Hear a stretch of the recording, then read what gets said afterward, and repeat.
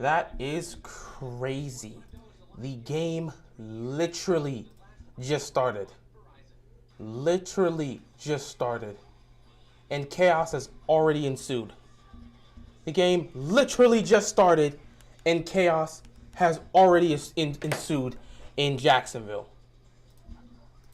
That is probably the worst way any team could start off a playoff game.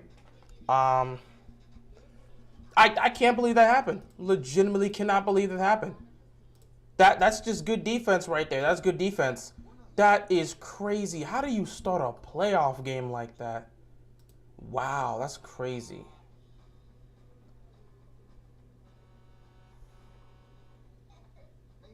Sorry about this, guys. You know I gotta do my usuals. What's going on, everybody? That's tuning into the stream. Right off the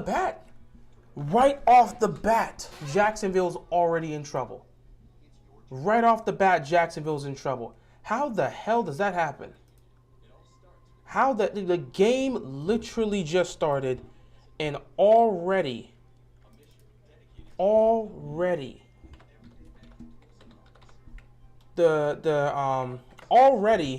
Jaguars are in trouble. Well, you got a long ways to go at the end of the day. See, how the hell does that happen? That's really just credit to the defense for pulling that off, man. That's not how you want to start off if you're the Jacksonville Jaguars. That's exactly how you want to start off if you're the LA Chargers.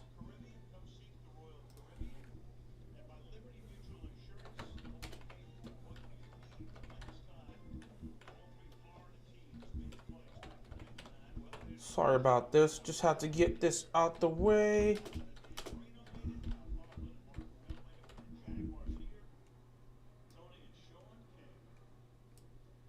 Anyway, what's going on, everybody? Hope you guys are enjoying your day.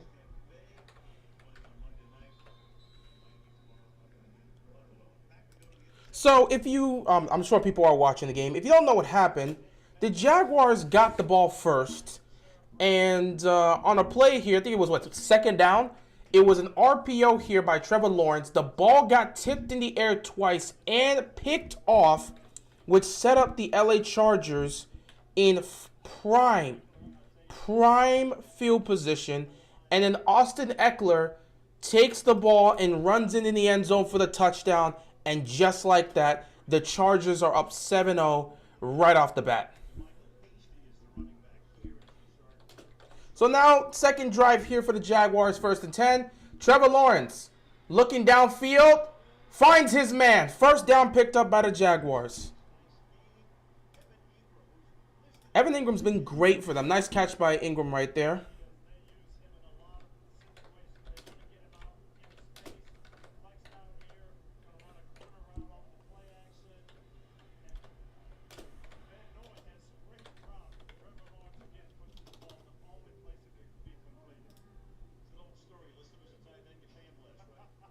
That's still wild, though. I cannot believe the game starts off like that. So they're going to run it here with ETN. He picks up a couple yards. Second down coming up for the Jaguars. But yeah, Chargers defense right off the bat. Getting to work. Chargers defense getting to work immediately. What's going on, AJ? How you doing, bro? Chargers are dangerous. Yeah, if the defense can play like that. That pick was Trevor's fault. Joey Bosa batted that pass, and Tranquil was able to pick it off. I mean, I can't say it was Trevor's fault. If the ball gets tipped in the air, I don't know if I can blame the quarterback. It was an RPO. It's just good defense right there by the Chargers. 2nd and 6, quick toss here. Gets it back to Evan Ingram, and Evan Ingram is going to pick up the first down.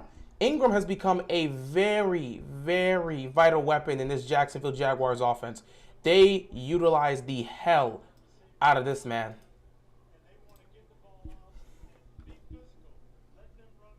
So Jacksonville's already playing from behind to start this game. You've already gifted your opponents 7 quick points. How do you recover? This is the drive that you will need to recover. What do you got? 1st and 10. Lawrence looking, firing, incomplete. Second down coming up here for the Jaguars.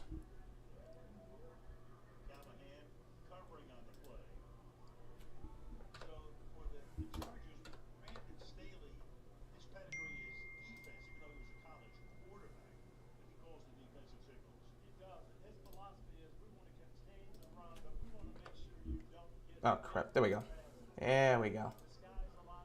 All right. I am good to go. So, yeah, there we go. I'm about good to go.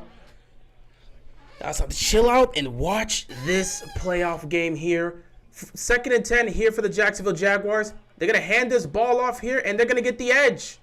Etienne picking up the first down here for the Jaguars. They are moving the chains here on another first down to keep the drive alive. Jacksonville knows they got to score here. They got to score here just to regain momentum right there. The game immediately went into Chargers' favor with that pick. They have to be able to recollect themselves and get this back to being a 0-0 game.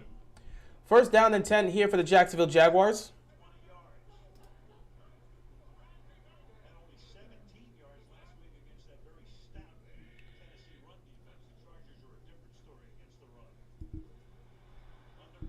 Under pressure.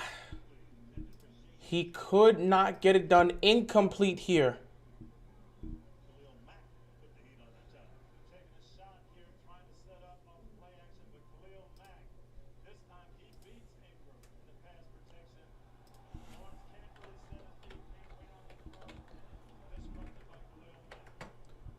Good defense there. Right now, the Chargers are starting it off the right way.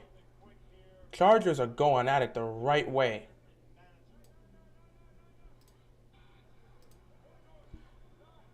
Second and 10 here for the Jacksonville Jaguars. Lawrence standing in the pocket. He's going to step up. He's going to fire. Incomplete. Could not get it through.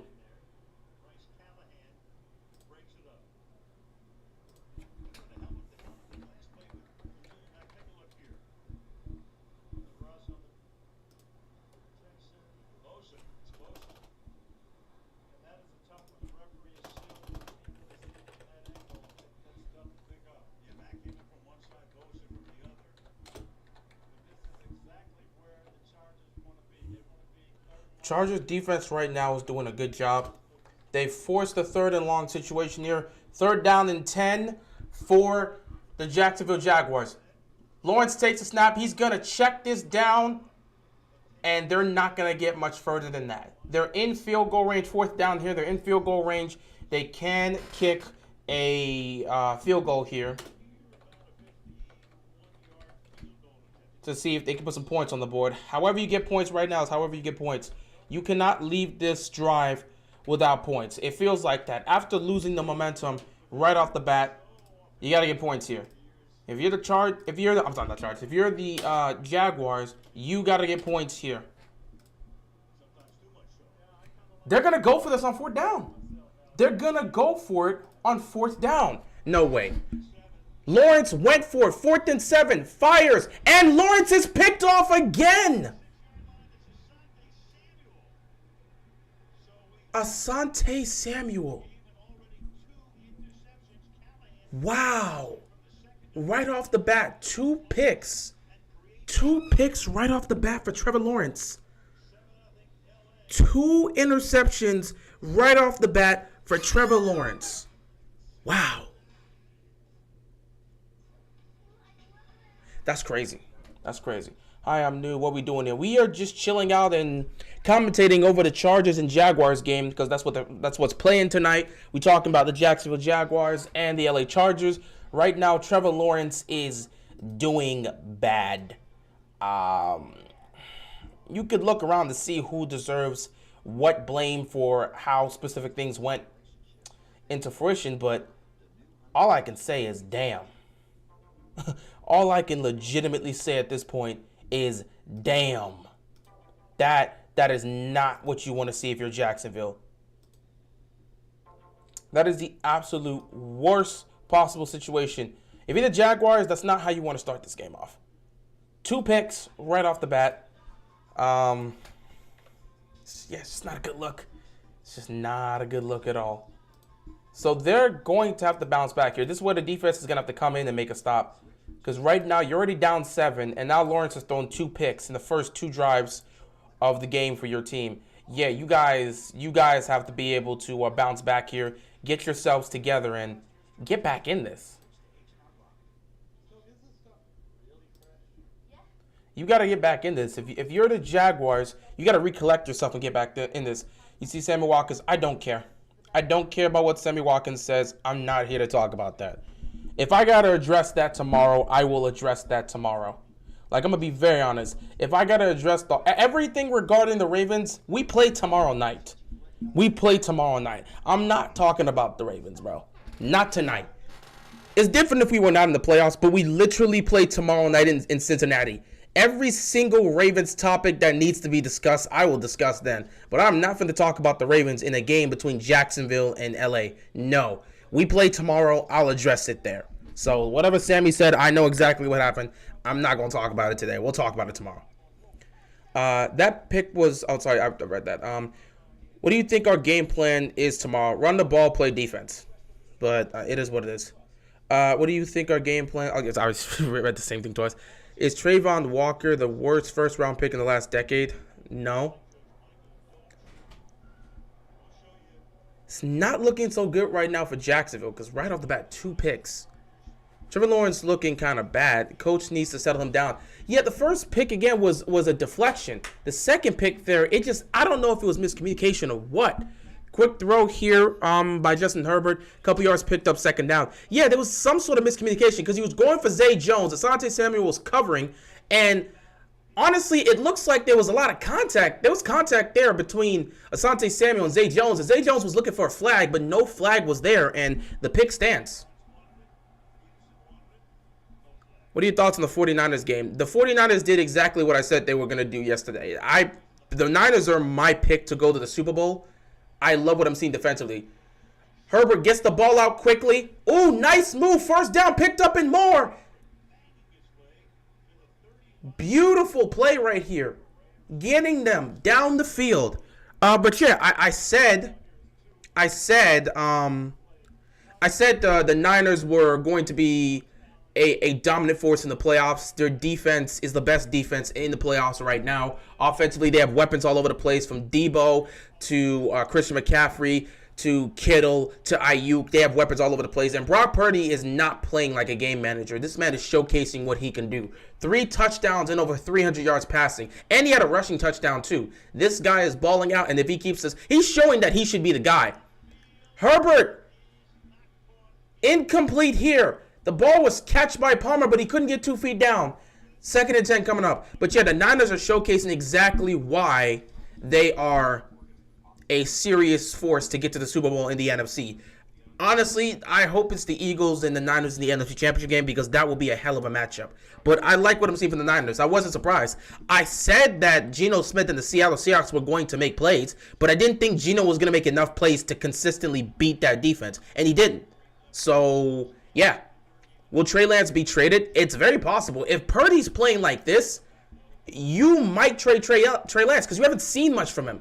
I know they invested 3 first-round picks. Nice stop here by the Jacksonville defense. 3rd down coming up here.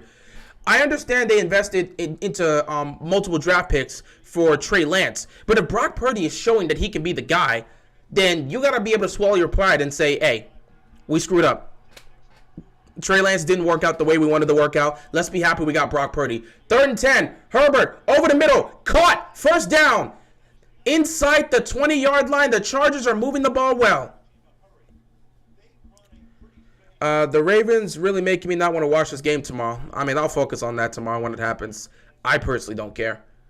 Samuel was wilding. That's good for him. I told you the Bengals would be AFC champs. That's cool, bro. That's cool. Congrats. I don't care. 49ers will be in the Super Bowl. Yeah, I believe the 49ers will be in the Super Bowl. Absolutely. I believe the 49ers will be in the Super Bowl. That's my pick. But again, Philadelphia is going to be the biggest threat to them. And I'm interested to see how the Eagles offense is going to match up against the Niners defense, because that team is a force. 1st and 10, handing the ball off here, picking up a couple yards. 2nd down coming up here for the Chargers. The lights look like the blues. We need that purple light for good. I mean, I'm not putting it here now. Like, I have purple lights to, like, utilize, but, I mean, I'll probably utilize them for tomorrow's games. I got different shades of purple here to utilize. But,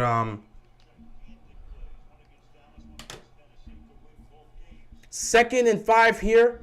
Herbert throws. Went through the hands of Palmer.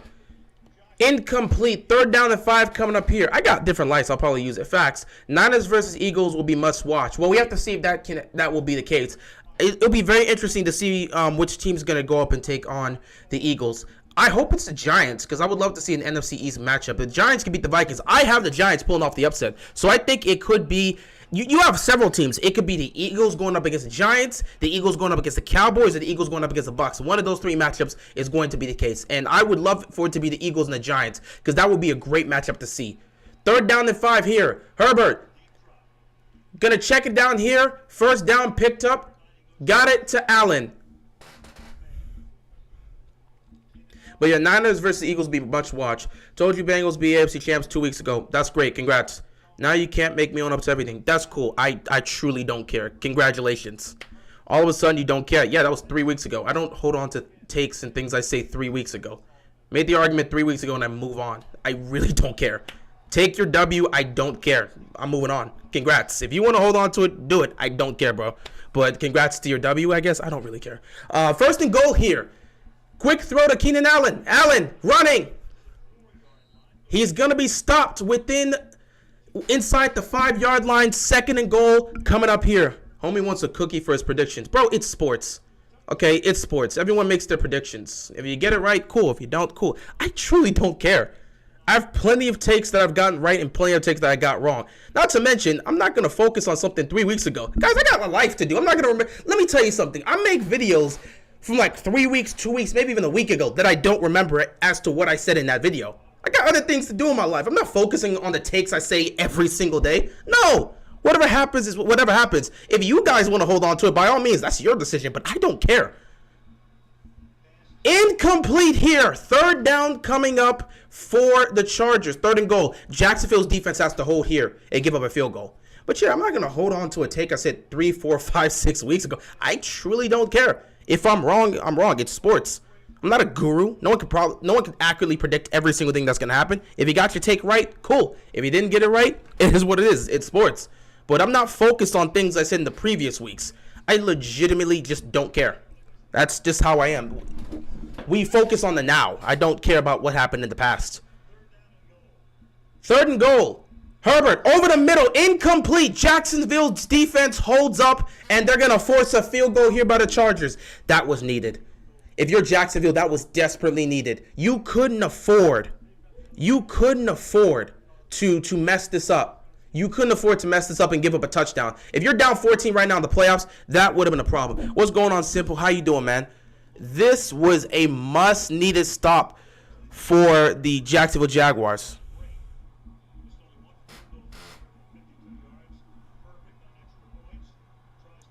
22-yard field goal here for the Chargers. Kick is up, and it is good. And the Chargers have an early 10-0 lead.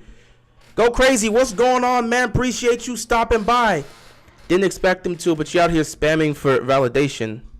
Oh, you talking about Brandon? I mean, that's you guys. Y'all go out in the chat. But a 10-0 lead here early on for the LA Chargers. Nah, bro, dissed me saying it wasn't factual. Now he don't own up to it, saying I needed to. Again, congratulations. I give you your props, but I move on. Dude, it's a sports take. I got way more important shit in my life than to worry about a sports take. Congratulations. You predicted the Cincinnati Bengals would make the AFC North. What have you won? What have you won? Congratulations. It was given via default because the Bills and Bengals couldn't continue that game. But hey, congratulations. I mean, if you could tell me right now that I was going to know the Bills and the Bengals weren't going to get to finish that football game due to the tragic event, I probably would sit back and say, all right, the Bengals going to get it. They literally got the division by default. But either way, they were going to get it anyway because Baltimore didn't have a good... I don't even care. I don't care. Congratulations. Moving on. Like, I legitimately don't care. I got way too much important crap in my life to worry about one sports take. But hey, if you need that validation... If you need that validation over a sports take, Brandon, take it with you. Take it with you, bro. Take it with you. If that's the validation you need, I'm gladly going to give it to you. I truly don't care. I have plenty of sports take on this channel where I've been wrong. Plenty of sports take on this channel where I've been right. That's just what we do. We keep it real here. But if you need this validation to be happy in life, congratulations. You picked the Cincinnati Bengals to win the AFC North. There you go. There's your validation in life, bro. Moving on Jacksonville needs to put some points on the board. Let's talk about more important topics. Jacksonville needs to put some points on the board. 2 picks already by Trevor Lawrence. The first one wasn't his fault. The first one got tipped. The first interception got tipped. They ran an RPO. They ran an RPO, and it got tipped. It got picked off. The second one looked like it was either miscommunication. Actually, it looked like there was contact there, and Zay Jones just was looking for a flag. He didn't get a flag. The ball was picked off by Asante Samuel, and just like that, 2 interceptions in the first 2 drives of the Jacksonville Jaguars possessions. Jason, what's going on, bro? Appreciate you stopping by the stream. What quarter is this? We're still in the first quarter. It hasn't been that much. Ravens better pay Lamar, fire Greg Roman, get D-Hop. Ravens are going to do whatever the hell they want to do. I'm not focused on that right now. Whenever it comes to talking about the Ravens, which obviously is tomorrow night, every Ravens topic we need to discuss will be discussed tomorrow. But right now, I couldn't give a damn about the Ravens right now. I honestly couldn't give a damn. I just truly do not care. All right, Jacksonville, you got to put some points on the board here. If I'm the Jaguars, I have to put some points up on here because this ain't a good look. 2 interceptions already. Forget about the 2 interceptions. Go out there and put some points on the board. It's a 2-possession game, 10-point game to be specific. If you can go out there and you can put points on the board, put a touchdown on the board, you make it a 3-point game, trust in your defense to get you back in the game. The defense managed to make a stop. You're down 10. What is your response after throwing 2 interceptions? Trevor Lawrence, we have to see it here. You got to bounce back. 1st and 10, they're going to run it with Etienne. And, yeah, Etienne gets stopped. Etienne gets stopped right off the bat. He might have picked up a yard there. 2nd down coming up for the Jaguars. Will Brady retire if he gets blown out by Dallas? Don't know if Brady's going to retire, period.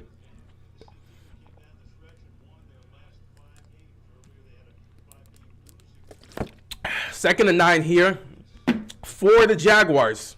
Lawrence takes a snap, looks towards his left. Now he's going to look towards his right, fires, incomplete. 3rd down coming up here. Right now, the Chargers offense looks dead. They need to make a big play. Does Herbert get his payday after these playoffs?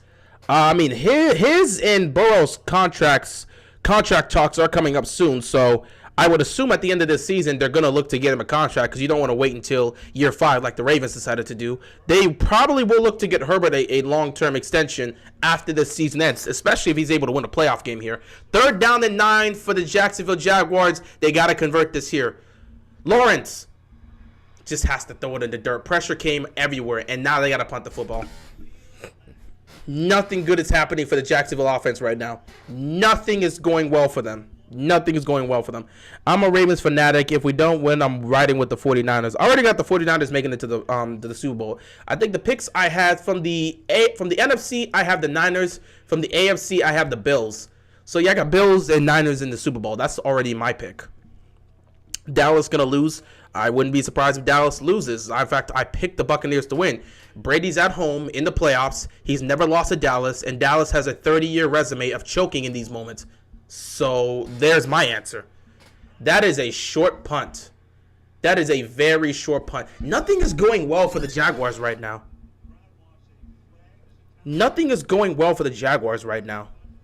To be honest, the two picks weren't on Trevor. It wasn't Trevor's fault. The first one was a tip, and the second one was illegal contact. Yeah, the first one was tipped twice. The first interception was tipped twice. It was initially tipped at the line of scrimmage because he was throwing an RPO. It got tipped at the line of scrimmage, got tipped again, and then got picked off. The second one, there was contact there. I thought a flag was coming. Zay Jones thought a flag was coming. No penalty was called there, and Asante Samuel got an interception. No flag on the play. That's 2 picks. What's going on, Legendary? How you doing? But yeah, 2 picks on the day, and that kind of just puts it up there for the Jacksonville offense. However, those interceptions aren't specifically on Trevor Lawrence. However, in the playoff game, when you turn the ball over, whether or not it's your fault or not, the ball has been turned over by the offense. It's going to hurt. It is definitely going to hurt.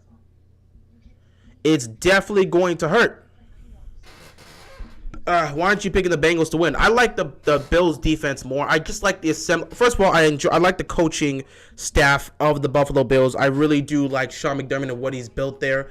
I really like the defense. I've made the argument that the Bills have the best defense in the AFC. I like, at least consistently, I love what I'm seeing from the Bills defense. The offense, I do have issues.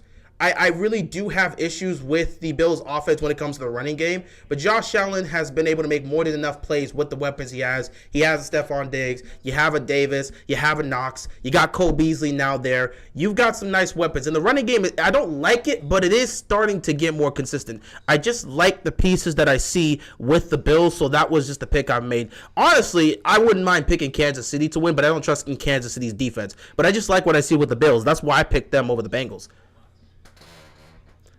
I think Lamar's gone. I hope he gets some good draft compensation. Whether he's gone or not, they'll figure that situation out. I'm not about to just make any guesses or assumptions. If he gets traded, he gets traded. If he doesn't get traded, he doesn't get traded. Me as a Ravens fan, I want all this drama to end. I care about football. I'm not here to watch this soap opera that this season has been. If you're going to trade him, just trade him already and let's move on. If you're going to sign him, just sign him and let's move on. I'm tired of the nonsense. Tired of the gimmicks. I'm tired of the drama. Figure this out. Stop being an incompetent franchise and figure this damn thing out. Bills aren't making the Super Bowl. Allen is overrated. You can say that about a lot of people. First of all, the whole overrated thing is just it's the absolute worst. Every single quarterback, not even quarterback, every single player that has ever played a sport has been called overrated. That word has no worth to me anymore. Brady's been called overrated. Mahomes been called overrated. Burrow's been called overrated. Lamar's been called overrated. LeBron's been called overrated. MJ's been called overrated. Kobe's been called overrated. Every single great player at some point in their career has been called overrated. It means nothing. Overrated is not a way you can actually scale or assess a player's abilities. It means nothing. If Tom Brady can be overrated, then everybody in the history of this game can be overrated. People have said Jerry Rice is overrated. I don't give a damn what you say about the word overrated. It means nothing to me. It's completely worthless. Every great player at some point in their career has been called overrated by somebody. That's just how it is. It has no proper assessment or grading point at all. So if you want to say Josh Allen's overrated, okay. I mean, you can still win with an overrated quarterback. Overrated is not going to stop the quarterback from winning. People say Brady's overrated and he has 7 rings. That's just how it is. Bills aren't making the Super Bowl. I think they have a great chance as anyone else. So, I mean, it is what it is. But, yeah, you say, as a Ravens fan, I take Mahomes and Burrow over Allen. The Chiefs or Bengals represent the AFC in the Super Bowl.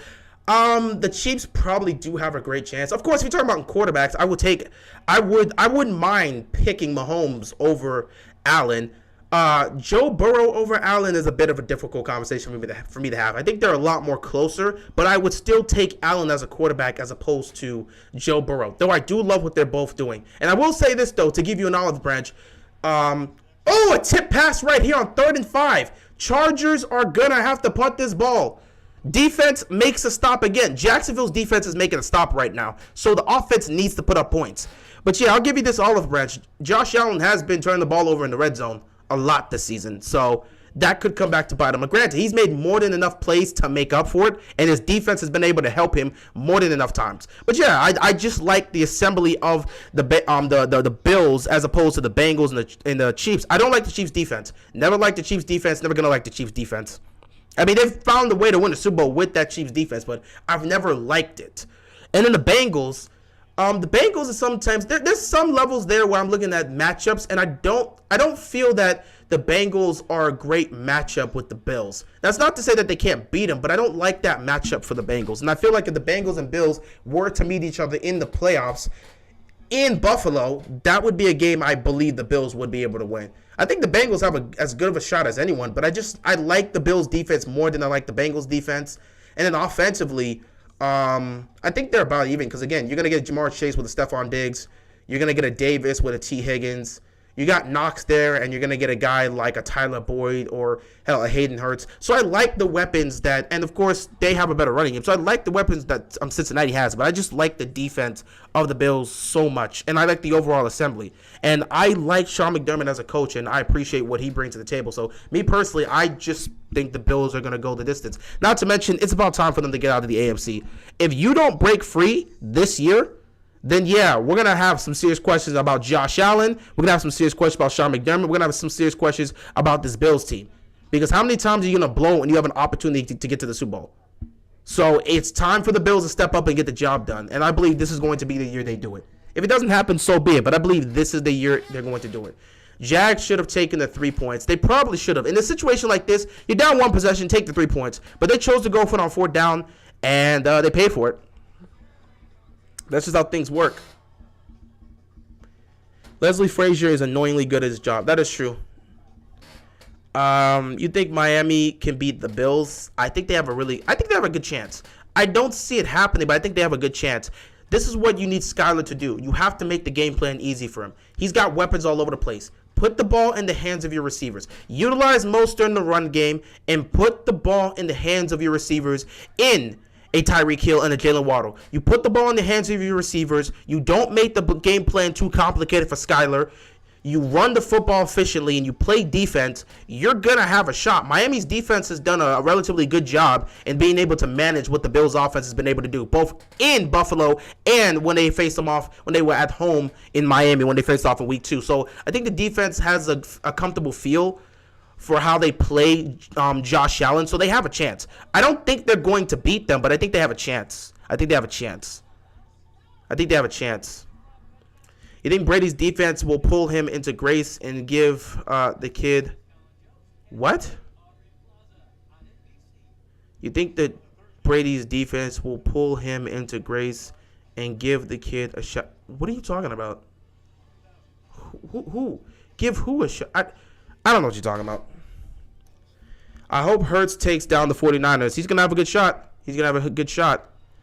I take Lawrence over Herbert. I would disagree. I mean, hey, I don't think you can go wrong with either one of those quarterbacks, but I like Justin Herbert as a quarterback. I like his talent more than I like Lawrence. Speaking of Lawrence, he was going deep downfield, incomplete, but pass interference is going to be called here on the Chargers secondary. There was a lot of contact there, but most importantly, the defender did not turn around. So yeah, I mean, I don't think there's anything wrong with Trevor Lawrence. I think Trevor Lawrence is a good quarterback, but I prefer Herbert over Lawrence. I see the talent. I understand the talent that Justin Herbert brings, and I just believe he's a better overall. He's at least a more talented quarterback than Trevor Lawrence. So I just like what I would get from Justin Herbert as opposed to what I would get from a Trevor Lawrence. But I don't think you can go wrong with either one. The second pick was illegal contact. Yeah, both picks weren't Lawrence's fault. First one was tipped. Second one should have been a penalty. Who would you choose, Jalen Hurts or Tua? Jalen Hurts. They didn't call pass interference. Even though he didn't fully turn around. Let me look at this again. He didn't turn. They said. I think it's because they both have that contact with each other.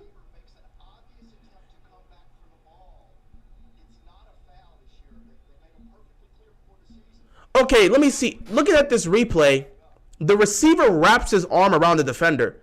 So, like, he's looking to purposely initiate contact. So, I guess in that situation, even though the defender didn't turn around, it's clear as day that the receiver is purposely trying to initiate contact. So, I guess they're like, we're not going to call it there. 2nd and 10, they're going to run this. And they're going to pick up about 4 yards. 3rd down coming up here for the Jacksonville Jaguars. But, yeah, between Jalen Hurts and Tua, I'm taking Jalen Hurts.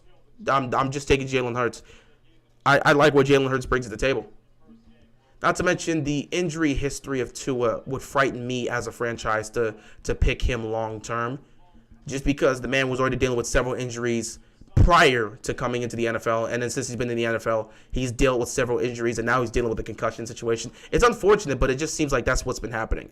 Now, Jalen Hurts was also dealing with something, but it wasn't enough. It wasn't something bad to the point where he wouldn't be able to play in a playoff game. It's just like, well, he got nicked up, and we want to keep our quarterback fully healthy, so there's no reason to play him. 3rd down, and Lawrence got picked again! 3 interceptions in the first quarter.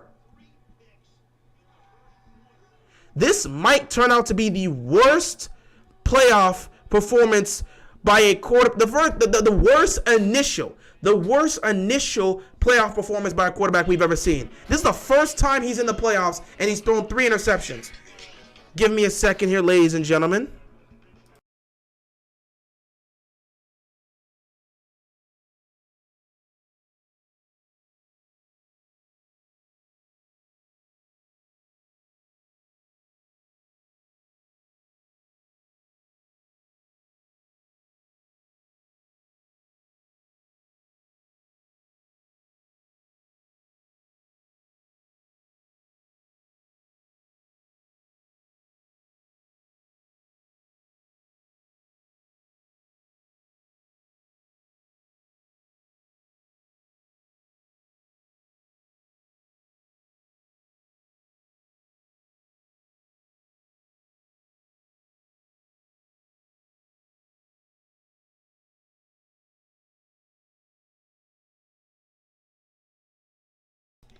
Always get a phone call during the live stream. But yeah, 3 picks in the first quarter. Even when it's not the quarterback's fault. 3 interceptions in the first quarter. Like he need to oil his arm or something. Who? What's going on? I didn't pick Jacksonville. I picked the Chargers. And what you mean, my boy? I just 3 picks? Your boy need a. Who's your boy? My boy's on the field right now. But who's your boy though? Because you wanted a good game. That's why. I did want a good game, but that's not my boy though. Your boy's arm is rusty. I don't claim him. About to be a good game. I don't claim him. Rusty like this. Nah, bro, he's not claimed by me. Bench last week. Why his arm so rusty? I don't know, bro. I don't claim him. First of all, I don't claim Trevor Lawrence. My quarterback is on the field right now, and Justin Herbert. That's who I claimed. And they're about to score another touchdown here. 17-0. Well, I mean, both 7 seeds. Look, both 7 seeds haven't played well. Ever since they introduced the 7 seed, we have yet to get a good matchup. I can't say even the 7 seed. This is the 5th. This is the 4th and 5th seed. So this is even worse. But you know what, Jack? The AFC South has been bad this year. So I mean, if Jacksonville wasn't gonna get blown out like this, it would be Tennessee. So Tennessee would have been much worse. We ain't got a choice. Jags on the verge of disappointment. 3 interceptions in the first quarter. 3 interceptions. I don't know what to tell you, man. 3 interceptions in the first quarter. I legitimately... Everything's bad. Didn't the NFL change the overtime rules in the playoffs? They did, but we're not getting the overtime game out of this. You're down 17-0. Brandon Staley has to be ecstatic, bro. This team has been handing... The offense has been handing the Chargers the game. This dude, Justin Herbert, ain't... What struggles has he had? He ain't really having the... He don't have to move the ball down the field at all. He's not struggling, bro. He's going out there. He's like, oh, bet we right at the goal line. Let me just hand this ball off here. Oh, bet we at the goal line. Let me just quick toss this here. Trevor Lawrence has to get himself together. Meanwhile, the Chargers are just eating right now. But here's the funny thing about it. We know the history of the Chargers. They've blown leads like this before. So even though it looks like it's all over, it doesn't guarantee that it's all over. I'm still glad I picked the Chargers, though. Like, I sat back and said, hey, I broke it down. I legitimately broke it down. I sat back in my preview yesterday and said, offensively, the Chargers have the edge. Defensively, the Jacksonville Jaguars have the edge. Coaching-wise, Doug Peterson is a better coach than Brandon Staley, so Jacksonville has the edge. However, I'm picking the Chargers because I'm giving it to Justin Herbert, and I believe Herbert was going to help this team win as opposed to Trevor Lawrence. I did not think Trevor Lawrence was going to win this game for them. I believe Herbert would be able to outplay Trevor Lawrence. And right now, I'm looking like a genius, and I think a lot of people are looking like a genius. If you pick the Chargers, granted, I mean, we still gotta be patient. There's 3 quarters left, and I have watched so many Charger games in my young life. I've watched so many Chargers games. So I've seen them blow 17-point leads. I've seen them blow these double-digit leads. And I wouldn't be surprised if the Chargers somehow blow this game. So for me personally, it's interesting to see it be a 17-point lead, but that doesn't mean like it's going to be that same case. Anything can change, and trust me, when you're watching a Chargers game, you go in there with the full understanding that the Chargers could very well blow this game, and nobody would be surprised. And look at this. Nice run back here by the Oh, boy. Flag is going to come back. It's going to come back, isn't it? Trevor Lawrence is choking bad. That 3rd pick was on him. 1st and 2nd wasn't, but that 3rd pick was on him. Imagine if the Jags come back knowing the Chargers' luck. I mean, I wouldn't be surprised. Trevor Lawrence is about to go crazy, mark my words. Wouldn't be surprised. It's a Chargers game. You expect comebacks. You expect the Chargers to blow double-digit leads. Justin Herbert got more of that sauce than Trevor. I mean, I would agree. Trevor needs to bounce back. Holding, receiving team, no surprise.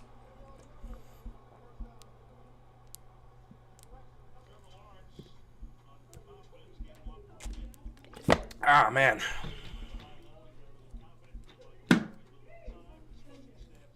Y'all in the playoffs, and y'all down 17 early on. The good news is, in this era of football, you can come back from a 17-point deficit. But you don't want to be down by 17. You think we can win tomorrow against the Kitty Cats? Yeah. But, I mean, I believe we can, but it is what it is. Whatever happens tomorrow, happens tomorrow. When I got to deal with it, I got to deal with it then. Quick throw here, gets it to Zay Jones, and he immediately gets taken out of bounds. Who's got the best hair, Trevor or Justin? I don't know how to answer that question. I legitimately don't know how to answer that question. I'll go with whatever answer you go with, George. What's your score prediction of the Ravens-Bengals game tomorrow? I honestly don't have a score prediction. I'll leave it like this, Tyler. If the Ravens hold the Cincinnati Bengals to under 20 points, Baltimore's going to win.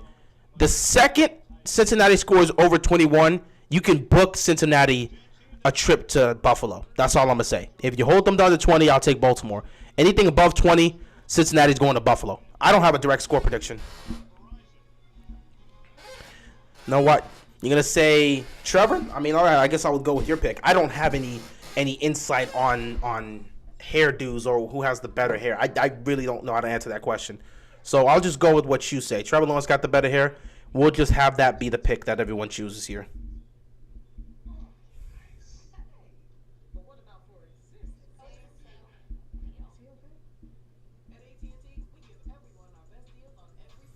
Battle for the shampoo sponsors. I mean, you got plenty of people that I mean, both of them, I guess, you could get them shampoo sponsors. Both of them could get it. And again, probably Trevor would win that battle. But right now, this is looking like a very, very, very bad game. It's a nightmare game for the Jacksonville Jaguars. I feel like the Ravens defense might hold them under 20 because of them crying about the hits. If it happens, then good for them. Like I said, if they're going to win, the defense is going to have to win them this game. You're going to need to see the Ravens play some old school. You need a 2009 Ravens defense performance. Remember 09 where you had the 09 playoff game, the wildcard round between the Ravens and the Patriots, where Joe Flacco was like 4 of 10 for 34 passing yards because we ran the hell out of the football with Ray Rice and our defense picked off Brady like twice in the first quarter. That's what you're going to need. If you can get that type of performance out of the Ravens tomorrow, they'll beat Cincinnati. Who do you think is making the Super Bowl this year? I got the Bills coming out of the AFC, and I got the Niners coming out of the NFC. So Bills and Niners in the Super Bowl. And I'll take the Niners to win it all. Actually, I'm not going to make that bet right now. I don't know if I should pick the Niners to. I just like what the Niners are such a fun team. They're playing football the right way. They're one of the most well-built teams from top to bottom. They're one of the most well-built teams from top to bottom. Offensively, defensively, they got guys in the secondary, guys in the front seven. You look offensively, they got weapons in the running game. I love what the Niners doing. They're a well-built team. They're a well-coached team. And Brock Purdy is showing you that he is not just a game manager. He's more than that. He could have had the best play of his career if Brandon Ayuk could have catched that ball in the back of the end zone. That was a Patrick Mahomes type play. The minute I saw him do that, I'm like, oh, so Brock Purdy can do that. That means he is not just no regular game manager. This guy can ball out. Over 300 yards passing and 3 touchdowns in his first playoff game, the dude is different. The dude is showing you he could be the guy. The Niners may have found their franchise quarterback. So I don't know what they're going to do with Trey Lance, but if Brock Purdy continues to play like this and they get to the Super Bowl, I would take Brock Purdy as my franchise quarterback because he's proven it to me. 7 straight games. 7 straight games. The man has not had a game where he has thrown for under 2 touchdowns since he's been the starter. Every game he started this season, from the moment he took over for Jimmy Garoppolo, he's thrown at least 2 touchdowns in every game. The guy is showcasing what he could do. And yes, he's in a great system, but you have to be able to play well. Jimmy Garoppolo was in that system. Didn't mean they always had success. Brock Purdy is showing you that he could be the guy for this franchise. He is trying to take this team away and show that he could be the guy. Sign me. I am your guy. I am the franchise guy for this team. I could be him. But yeah, I got the Niners and the Bills. 3rd down and 3 for Jacksonville here. Honestly, you're down 3 scores. You're not in the perfect position here. And to make matters worse, the Chargers will be the team that gets the ball back coming out of halftime. Nothing is really working in your way, but you can only take it 1 possession at a time. And you got to convert for 1st down here. Lawrence is going to get sacked. You have no checkdowns there. On a 3rd and 3, there's no checkdowns there. There's nowhere for him to go with the football. There's no checkdowns there for him. Where are the easy plays? Doug Peterson, what's going on? There was no checkdowns there. Wait, let me look. No, he didn't have a check down. He didn't have a check down. You had NTN be an extra blocker, and even he couldn't block properly. There was no check down for you. Wide receivers not getting open. Everyone's covered. You got to at least have 1 check down there, because if the wide receivers are going to get covered, if you have a check down, you can at least try to do something with that. But nobody was going to get open because everyone's running past 5 yards. You got to have one person that could get open to just catch the ball and pick up the 5 yards for you. That's tough. That's really tough. That's really tough. And now they're down 17-0, and the Chargers get the ball back. What do you even do if you're the Jacksonville Jaguars? What do you even do? What rabbit hole did I jump down that we're discussing who has better hair? I don't know. That means someone asked that. But Troy Polamalu's hair is iconic. Yeah, we know about Polamalu's hair. It's probably the best hair we've ever seen in the league. Because everyone always says that. At least everyone that talks about Polamalu. Play action here. Herbert. He's going to check it down here. It's going to be caught. Picks up about 2 yards. Second down coming up for the Chargers. Chiefs versus Niners rematch. It could happen. I could see Kansas City and San Francisco getting back there. If the Niners take on the Chiefs again, I'm taking the Niners this time around. Because you ain't got no Jimmy Garoppolo to throw the football to you. People in Jacksonville, Florida trying to get sick. They swimming in the pool at 42 degrees. Hey, man, let them have fun. It's Florida. That's just what they do over there. Purdy is kind of plug and play, but he makes good decisions. I mean, again, if the guy is playing this well and he's being consistent and he's making big throws down the field and he's making plays, what would that tell you? He's a young quarterback that's looking this poised. If you want to say he's a system quarterback, feel free, but some of the throws he made today, those weren't throws of just game managers. Those weren't throws of just the average quarterback. He shows he's got some talent. He shows he's got some talent. You can throw a lot of quarterbacks in the system, they're going to thrive. But there's chances are you're not going to get those guys. He's a young quarterback still trying to develop, and he's already showing you promise. More promise than what you've seen from Trey Lance. Even though it hasn't been much because Trey Lance has been hurt. I'm saying if Brock Purdy can keep playing like this in the playoffs and you get to the Super Bowl and win a championship with this dude, I think the Niners are going to have to make them their franchise guy. And whatever they got to do with Trey Lance, whether they got to trade him or whatever, that has to be the case. I'm just saying. With the way he's played, I saw him play today. The way he's playing great. He's playing great. Did you hear what Michael Vick said? Michael Vick and Sean Payton said today, and Vick's been low-key hating on Lamar lately and going against him first. I heard about that. I'm not addressing that today. I'll address it tomorrow when we're talking about the Ravens-Bengals game. I'm not here to talk Ravens tonight because I already know tomorrow's game on Sunday Night Football is going to be an emotional mess. So I'm not going to start talking about the Ravens tonight knowing that tomorrow is going to be where everybody's going to put their feelings on the line. And I'm not about to ruin my Saturday by having to think about the Ravens. Today's been a good day. I don't want to ruin it by talking about the Ravens drama fest. Herbert. Nice play here. First down picked up by the Chargers. This game is going to be over quick. This game is going to be over really quick. If they keep looking like this game is going to be over very quick. You think Tyler Huntley will start tomorrow? Yeah, most likely. Brock Purdy, it's him for real. The way he's playing, you got to give him credit. Imagine if Brock Purdy's their franchise quarterback the whole time. I mean, you can find, sometimes you see with franchises, they're able to just strike gold. They're able to just strike gold in a situation that they never expected. And that could be the case for the Niners. They thought Trey Lance was a guy. It didn't work out. This other young quarterback here that they pick up in Brock Purdy, it works out. And Herbert gets sacked. Held on to the ball for too long. He got sacked. Purdy QB1, Trey backup. I don't know if Trey Lance would be the backup. I don't even know if Trey Lance would want to be the backup. They drafted him to be the franchise guy.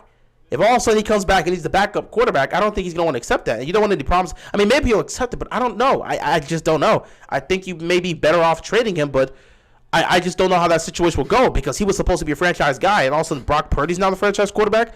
I get injured, suffer a season-ending injury, come back the next year, and this other guy's taking the job I was supposed to have. I don't know if I'd be comfortable with that. Consider the fact that they wasted I can't say wasted. They traded away 3 draft picks for this dude.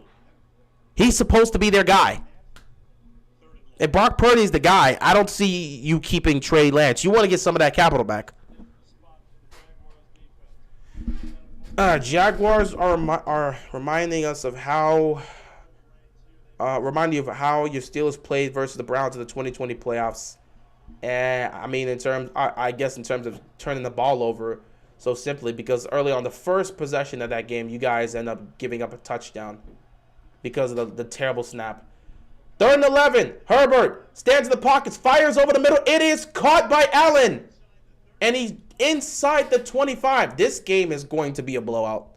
This game is looking to be a very nasty blowout. Jacksonville's defense is not making any stops right now, and Herbert is just sitting there and he feels so calm, so cool, so collected, and Jacksonville just looks dead. Like there's no energy there. There's nothing to say. They just look dead right now. Man, that is not a good look, bro. That is not a good look. Not gonna lie, I see a lot of offensive line getting blamed for sacks, even when the quarterback hangs onto the ball too long. Yeah, that tends to happen often, where we'll blame the offensive line for a quarterback hanging onto the ball for 5 seconds, 5, 6, 7 seconds. No, that's on the quarterback holding onto the ball too long. Eckler tries to pick up a couple yards here. He's picked up about 2. Second down coming up here for the Chargers. If TB12 was rumored to San Francisco front office, might not be sure on Trey. I don't think Tom Brady's going to San Francisco. Tua does deserve to be the Dolphins franchise quarterback, but his health is a concern. I don't think the Dolphins are going to look to move forward with Tua, specifically because of the health concerns. I don't know if you want to sit back and invest in a guy that's dealing with a guy that's dealt with obviously injuries as a whole all throughout his body, but head trauma injuries. He's dealt with multiple concussions. That's not a good look. And Palmer picks up the first down here. That's a scary thing. That's a scary thing. That's an actual scary thing. I don't know if the Dolphins are willing to actually try that out. I just don't know. I don't know if they want to actually attempt that. To like say we'll take a chance and sign Tua long term. I don't know if that's going to be the thing. Not to mention, I'm not even sure if the fan base believes Tua is the answer, so I don't know what's going to happen with that situation. I'm just not sure. So yeah, now it's 1st and goal here for the Chargers, and if they score, it's going to be 24-0. Flag on the play, though.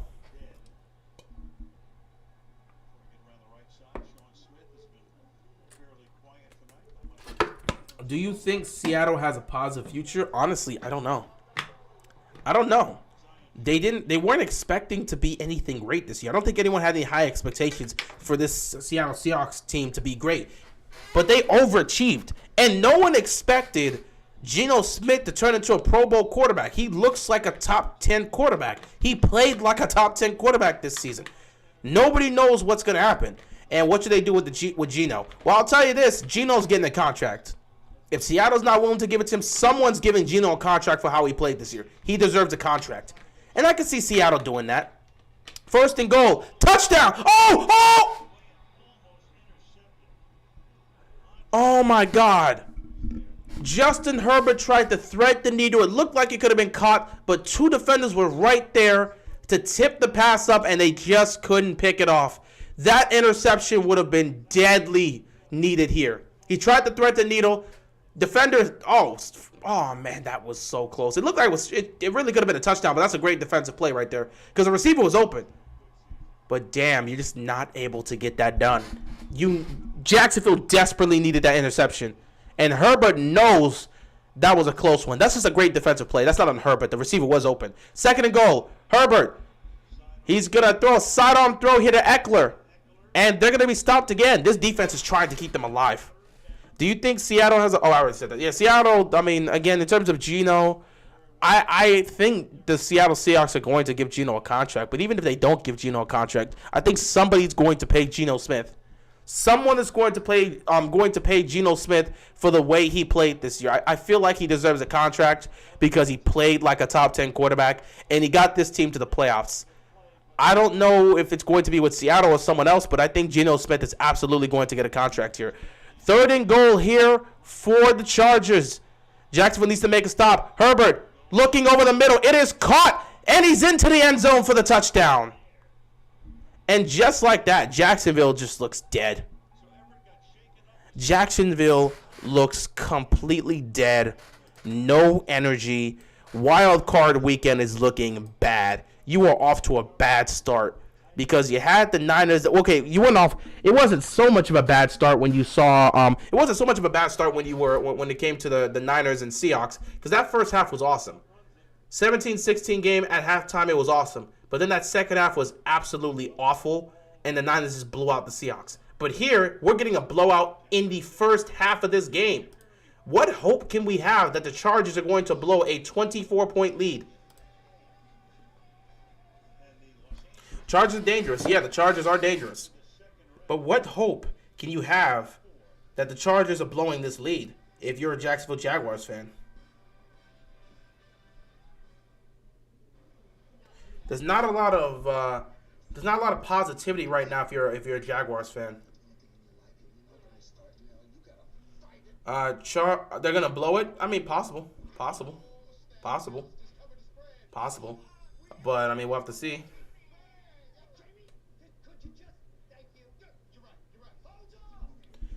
Let's see. Quick side prediction on the state of the AFC West next season. Okay, AFC West. So Chiefs are still going to be the Chiefs. I don't think that needs to be said. We already know Kansas City is going to continue to be the face of the AFC West for years to come. The Chargers continue to be on the rise, and it seems like every single year they're starting to make more and more progress. This year they were finally able to make it to the playoffs, and it looks like if they can hold on, they'll win a playoff game. So I think the Chargers are going to get better and better. That's what you need to see, and that's what you want to see if you're a Chargers fan. So the Chargers are going to be a team that's going to be looking to challenge Kansas City.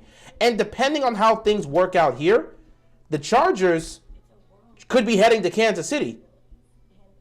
The Chargers are the 6th seed.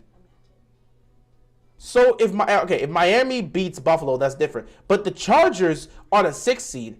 If they win tonight, they're most likely heading to Kansas City. So they're going to have a chance to see how they fare against an AFC West opponent that's been dominating the division since Patrick Mahomes has stepped in there. And hell, they were winning the division before Patrick Mahomes. They were winning that division with Alex Smith. So Kansas City is going to continue to be Kansas City. The Chargers look to be on the rise and they're looking to compete with what Kansas City's doing. The Raiders, we have no idea what the Raiders' future is going to look like. We know one thing's for sure. Derek Carr's time as a Raider is over. They're going to trade him. He had his whole goodbye thing. The Chargers are a 5th seed? Who the hell is a 6th seed then? Oh, us. I'm sorry.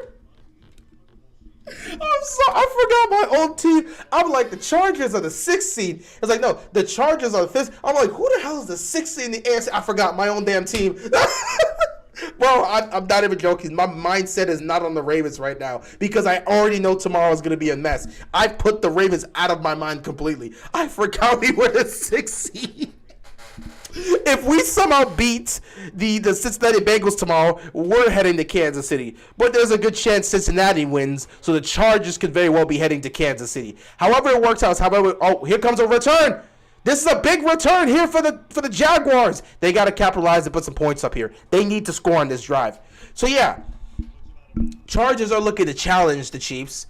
And then with the Raiders, it looks like the Derek Carr era has officially ended. They're going to trade Derek Carr. I don't know what that means for Devontae Adams. Devontae Adams might ask for a trade. And for the Raiders, it just looks like with Josh McDaniels, he's been an awful coach this year, and they can't get rid of McDaniels. So I don't know what you do with the Raiders. They look like they're just going to be heading into mediocrity. And as for Denver, we don't know what to do with Denver either. Russell Wilson had the worst year of his career. He was arguably the worst quarterback in football this year, and the Broncos looked awful. He's going to be there next season, and they're gonna have a new coach because they fired Nathaniel Hackett. Lawrence over the middle, it gets popped in the air and picked off again. No way. Incomplete. I was about to say, can Jacksonville get no breaks? Are they about to see 4 interceptions here? Crazy.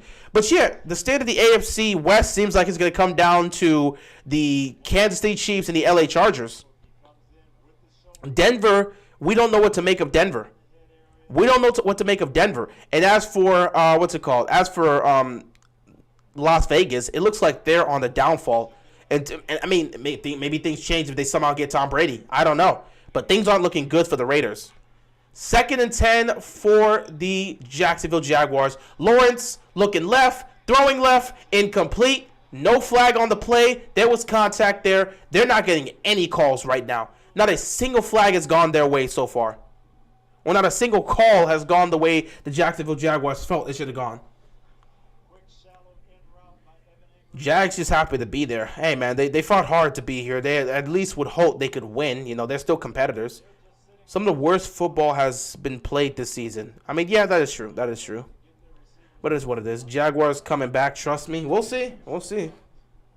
They got a lot of work to do in order to pull off this comeback, though. But, you know, they'll have a shot. They'll have a big shot to try to come back.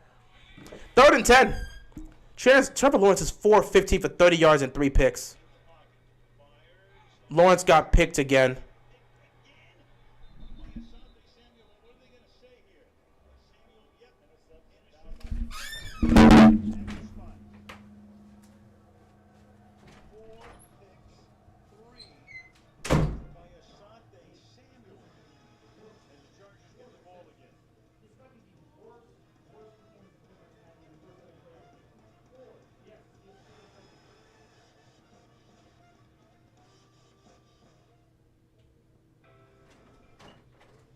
I have never seen anything like this in my life.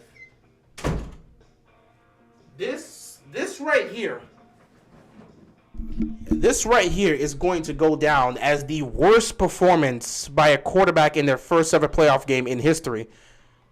Well, I guess as a Lamar fan. Hey, Lamar, you've been relieved of your duties, bro. People said that wild card game against the Chargers was the worst performance we've ever seen from a quarterback. Trevor Lawrence just relieved you, bro. Lamar has never played that bad. Trevor Lawrence, nah, bro. Trevor Lawrence just has, it's going to go down. Trevor Lawrence is going to have the worst performance by a quarterback in their first playoff game in NFL history. People used to say it was Lamar when he was a rookie. Nah, bro. Lamar has never had a playoff game this bad. You've been relieved, bro. Trevor Lawrence just got you off the hook, bro. You've been relieved. Holy crap. We've played 1.5 quarters, and he's thrown 4 interceptions. How many picks is he going to throw today? Golden Boy looking like absolute trash. What happened to all that hype that started after the Ravens gave them a game? Well, I don't know what to tell you, bro. Woo! Oh, it's Coach. Coach is in the chat. Shout out to Coach. Appreciate you stopping by. I would love to get your insight and your take on each of these 4 picks. Because from what I've seen, 2 of the interceptions are on Trevor himself.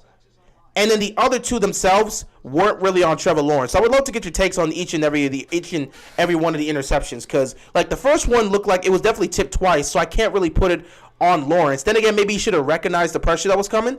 I would love to get your takes on those though. But Trevor Lawrence, 4 of 16, 30 yards passing and 4 interceptions. Holy crap. Man, that is a awful performance to have in the playoffs. Gotta give 26 credit. He's balling, bro. He's been on it the entire game. He's been on it the entire game. And he's done a great job because he's putting pressure on his matchup. And he's not holding, and it's not a lot of contact. He's doing a good job. So I gotta give credit to what the Chargers defense has been doing here. I mean, because what they've been, it feels like they've been confusing Trevor Lawrence in some of these reads that he's seen, because sometimes he's looking at the protection, he thinks he can get it, and other times it's just like he's forcing some of these passes here because he's pressing. He's starting to press. They're down 24. He's starting to press. Like someone mentioned earlier, it's his first time. Yeah, I mean, it's his first time in the playoffs. Asante Samuel has 2 interceptions in the first half of this game. Oh, my goodness. That's crazy. What's your AFC North predictions for next year? I can't even get into that because I have no idea how the Ravens are going to look next year. So I can't even give you a prediction. I don't know what that team's going to look like next year.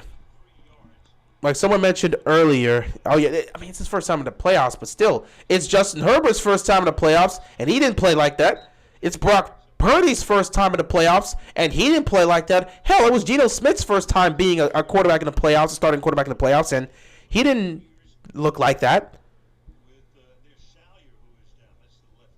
Oh, my God. Would you rather see Anthony Browns or Tyler Huntley? Honestly, it doesn't really matter to me. Tyler Huntley is going to run the system that they love to run the most because they can utilize him in the run game as well.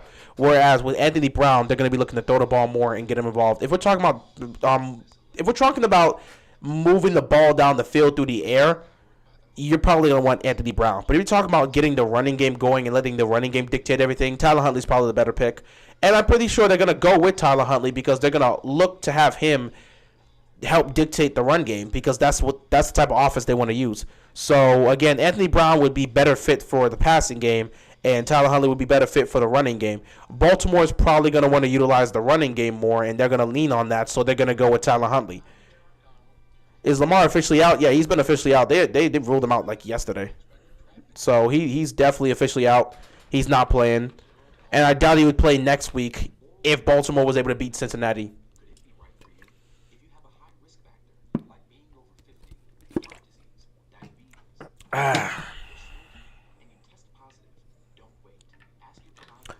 Favorite TV commentators? I mean, first of all, I love listening to Tony Romo talk. That's one. So I love him as a commentator.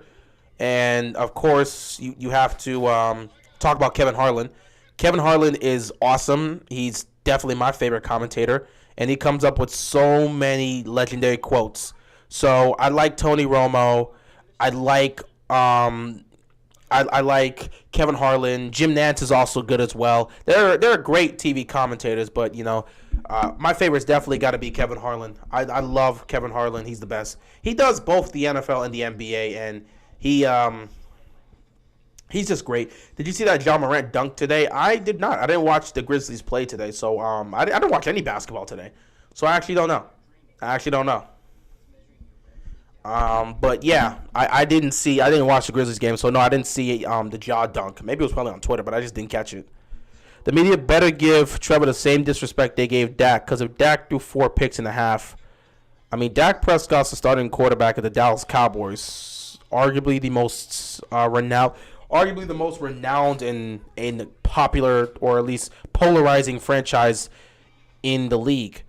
Being the starting quarterback for the Dallas Cowboys isn't remotely close to being the starting quarterback for any other team, and you guys know this. So the media is obviously going to chew out Dak when he makes mistakes because he's the starting quarterback of the Dallas Cowboys. There's a difference between being the starting quarterback of any other team and being the starting quarterback of the Dallas Cowboys, and we all know this. So the defense makes a stop here, forces 4th down.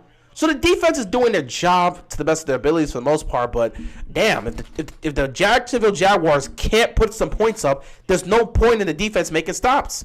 If Lamar did this, he would have got death threats. I mean, I don't know. People give death threats no matter what. So it is what it is. It don't matter. No, it's on Twitter. Yeah, it's probably on Twitter. I just haven't seen it because I haven't been on Twitter much today.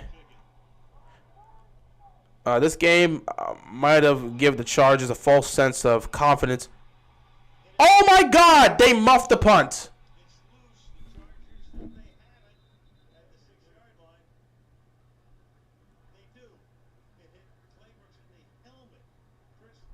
Are you serious right now? Jacksonville can't do anything right. 4 touchdowns. That's bad luck. That's just bad luck. There's nothing I could say here. It's not like he was doing it on purpose. The ball just happened to hit him in the head. It's not Jacksonville's night. When something like that happens, that tells you it's not your night. That tells you it's not your night. When the ball just hit his helmet, he's literally blocking. He's literally out here blocking. He's blocking his assignment on the punt. And the ball just happens to hit him in the head. 5 turnovers in the first half. The game is over. 1st and 10. Hand this ball off. They're going up 31-0. Holy crap. This is crazy. This is really crazy. I mean, this game might have given the Chargers a false sense of confidence in their next matchup. I mean, they understand each matchup is going to be different. So I would assume that you want to have confidence going into your next matchup, but you're not going to overlook your opponent just because you win this one. Oh, my goodness. Bro, the Jags are just finding new ways to screw themselves. It's looking awful. Lamar got destroyed by the media in his first playoffs. Watch how they sugarcoat this on Monday. I mean, they could. Herbert fires. Incomplete. Defense is doing everything in their power to keep them in this game. But when you're 5 turnovers, how do you overcome 5 turnovers in the first half? 5 turnovers in the first half. That's crazy. Oh, my God. 4 interceptions, but they're going to give Lawrence a pass on Monday. That's how they're going to do. It is what it is, bro. And to think I had faith in the Jags, I picked the Chargers from day one. I had no belief that the Jaguars were going to win this game, but I didn't see this coming. I thought this was going to be the most even game. Same here. I did not expect this to happen. This could very well be 31-0.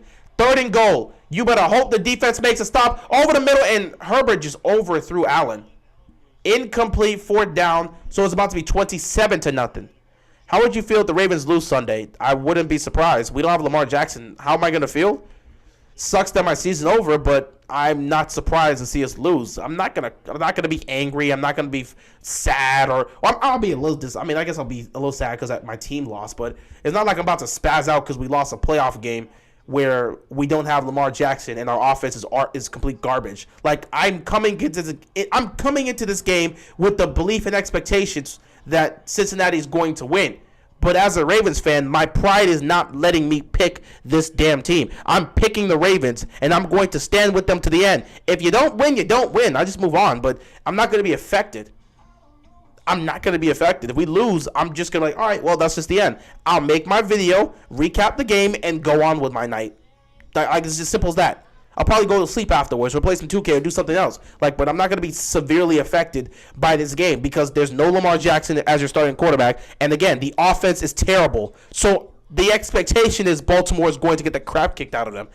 If that happens, I won't be surprised. If they lose a tightly contested game, I'll give them credit for fighting to the end. If they win, I'm laughing in Cincinnati's face. That's just the end of it. Hopefully the Chargers give the Chiefs a fight. Tired of these dudes always making it to the AFC Championship game. Well, I mean, you got to stop them. If you're tired of them getting to the AFC Championship game, somebody's got to stop them. And if it's the Chargers, go see what you can do. I still see Kansas City getting to the AFC title game. So, I mean, me personally, I don't see how. I mean, the Chargers are going to put up a hell of a fight, but I don't know. I still think Kansas City's got it.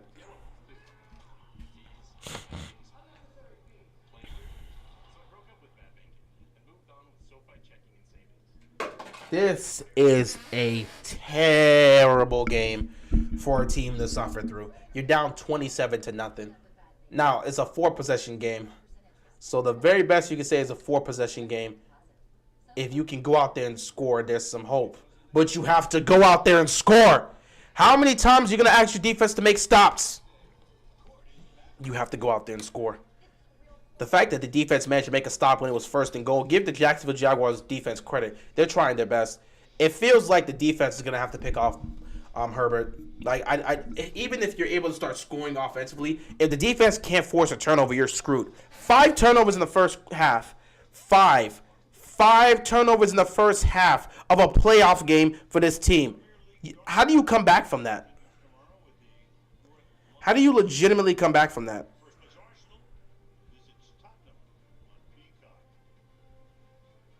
Five turnovers in the first half. That's tough, bro. 5 turnovers in the first half is tough. It's very tough.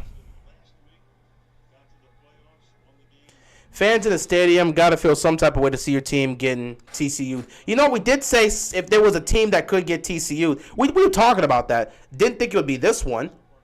We thought it would be the Seattle Seahawks and the San Francisco 49ers, which technically it was. What was that, 41-17? That technically felt like a TCU type of situation. Not to that level, but damn, I mean, you came close. It was somewhat TCU'd.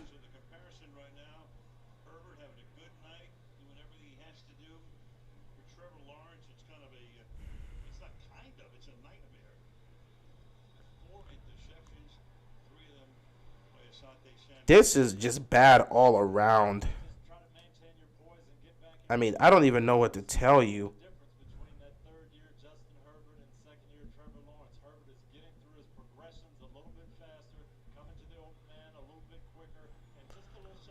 Yeah, there's nothing good that's happening here, man. 1st and 10, they're still trying to run the football, and just nothing is going well. Halftime's getting ready to come up, and you're down 27-0. What do you even do in this situation? In the playoffs, mind you, in the playoffs, you're down 27-0. Trevor Lawrence with a historical 0 quarterback rating. So far, you can't get worse, right? Can they go to the negatives? I don't think you can. 2nd and 7. Lawrence gets it to Zay Jones, and he picks up about 6. 3rd down coming up here. There's just no life with this team right now. The energy in the stadium is dead. and the offense themselves just look shell-shocked. The team doesn't know how to respond right now. You got Justin Herbert still wearing his helmet. He's not completely wearing it, but he's got his helmet on his head. Probably because he expects to get the ball back soon, because that's how this team has been. Trevor will find a way. I mean, all you can do is hope. The most basic thing you can do as a fan is just hope. But I don't see how he overcomes a 27-point deficit unless you have to pick off Herbert. And they can't even pick up a first down. 3rd and 2, and you can't even pick up the first down. The ball is in your hands. Catch it. The ball is in your hand. You can't get off the field here. You cannot punt the football here. Doug Peterson, you can't you cannot punt the football here. You're down 27. Oh, my God. Receiver was wide open, and Lawrence threw it behind him. Lawrence has not been anywhere good. Oh, we mean to get into the negatives? They're punting the football.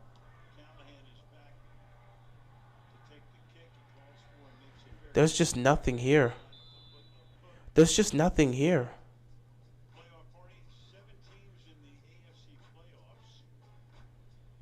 Look at this. Look at this sad picture here. Look at this sad picture here. They're showing this screenshot here for the teams that are in the playoffs. For the other teams, they got their quarterbacks there. For the Dolphins and for the Dolphins and Ravens, they don't got the quarterbacks there. They just got the coaches because Tua's not playing and Lamar's not playing. So they just put John Harbaugh there and they put Mike McDaniels. You got the other quarterbacks there. You got Allen, you got Herbert, you got Lawrence, you got freaking Joe Burrow. You got everybody over there. But then you show these other two and it's like, well, we don't really got the quarterbacks to show, and we don't have an image to show Skylar Thompson or Tyler Huntley, so let's just use head coach John Harbaugh and head coach Mike McDaniels because there's no Tua and Lamar. That's a sad picture, bro. That was a sad picture. NBC, you didn't have to show that. Defense is still fighting for their lives. I think the defense is going to have to force a couple turnovers. The Jags going to make a huge comeback. One can hope. One can only hope. One can only hope. 2nd and 10. It's going to come down to the defense. They're going to have to pick off Justin Herbert or something. First down was picked up here. They may call this short. Maybe they said it's going to be 3rd and 1. But this was picked up by Keenan Allen, so we'll see what happens here. All the Chargers players are heading to McDonald's. Pretty much, because they were. We haven't got a pick six yet. But we've gotten 5 turnovers. So 3rd and inches here.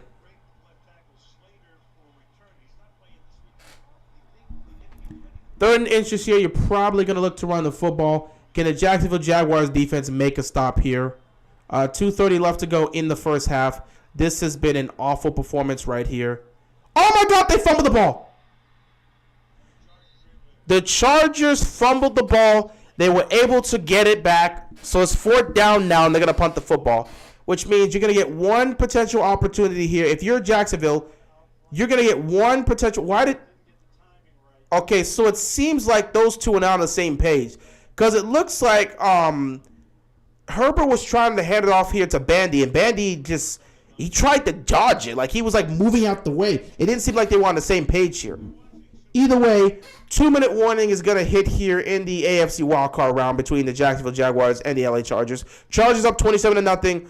Jacksonville's going to get the ball back. There's not much hope here in the game, but if you are a Jaguars fan, the one thing you can hope for is that the Jaguars can score a touchdown right before halftime. Because if you can make this a 3-possession game before halftime, maybe something can happen. Think it positive here.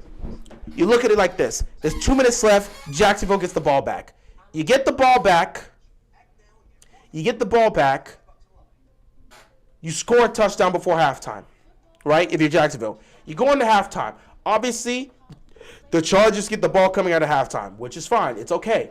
You make a stop defensively. You get the ball back. You go down the field, score another touchdown. Now it's just a 2-possession game, which will make it a 13-point game. 2 touchdowns help you get the lead. Now you can play around with that. I learned today John Harbaugh was a roommate in college with Brian Pillman. Did not know that. That's cool. One thing about the NFL, it ain't over till it's over. We literally saw the Minnesota Vikings come back down 33 against the Indianapolis Colts. Anything can happen at this point. Anything can happen. Legitimately, anything can happen. It's never over until it's over. Anything can happen. You sit back and you take your chances however you take them. Just own a cat now. I closed it. Why don't we check the replay?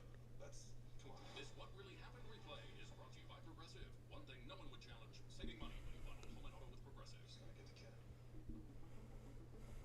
Did you know Google makes a phone? Do you know about its camera? Like the way it fixes blurry photos. Magically erases annoying distractions. And even fixes photos taken with your old phone. So now Yeah, this is just it's not a good look. But yeah, it's not over until it's over. So things aren't looking well, but you can you can try to change this up, man. That's all I can say. You can try to change this up. I need to take a look at something here because someone brought up John Morant on a dunk. Let me see this dunk here. 5:67 to count. Morant against McConnell. Pick and roll. Morant. Damn! Let me see that again. Hold on. Pick and roll. Let me see this again. Morant against McConnell. Pick and roll. Morant. Did he cock that back? That was a jam. That was a legit jam. That was a legit jam. 5:67 to count. Yeah, you could turn it off. That was a legit jam. This dude legitimately, this dude came with vicious intent. This dude, John Morant came with vicious intent. That man legitimately was like this. Yeah. You know what? John Morant's been trying that. He was trying that early on in his career. He was trying that, but he was never converting with that. And because he wasn't converting with that, we never got the dunk of the year. All of those were almost, but he never got that to convert. This time around, he got it to convert. So that might be the dunk of the year. That might be the dunk of the year. Comeback is possible, but the Chargers are an aggressive team, so Herbert has no problem slinging the rock no matter how much they're up. But at the same time, you can be aggressive, but you can find a way to screw yourself over. First down picked up here by the Jaguars. Let's not forget, you can be overly aggressive, and if you're overly aggressive, it can cost you, and it can force you to make mistakes because you're being overly aggressive. Not saying you should get completely conservative, but if you start throwing the ball down the field, you may end up getting picked off a time or two. Lawrence, incomplete right there. Official is not calling anything there. Like, Zay Jones was looking at the official, was like, bro, he just literally pushed me when I'm trying to catch the football. He literally just pushed me when I was trying to catch the football. Nah, they're just being physical. It's the playoffs, bro. There's the playoffs, bro. You got to deal with it. He also had a ridiculous chase down block. I'm not surprised by that. The dude is incredibly athletic. We compare him to Derrick Rose for a reason. Or he's a Derrick Rose with a three-point shot. Or he's a better shooting Derrick Rose. So Jacksonville's going to use their first time out here. A minute 22 left to go. And yeah, a comeback is possible. A comeback is definitely possible. Like I pointed out here.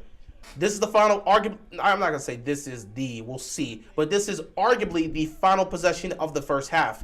If you're the Jacksonville Jaguars, you need to score a touchdown here. If you score a touchdown here, first play in NFL history with 3 interceptions in the postseason debut. Oh, yeah, he has 3 of the 4 interceptions. Asante Samuel's looking like a G today.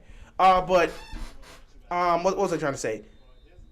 Yeah, you're down 27. If you get a touchdown here, you make it a 3-possession game heading into the locker room. Your defense is going to come out here to start the game.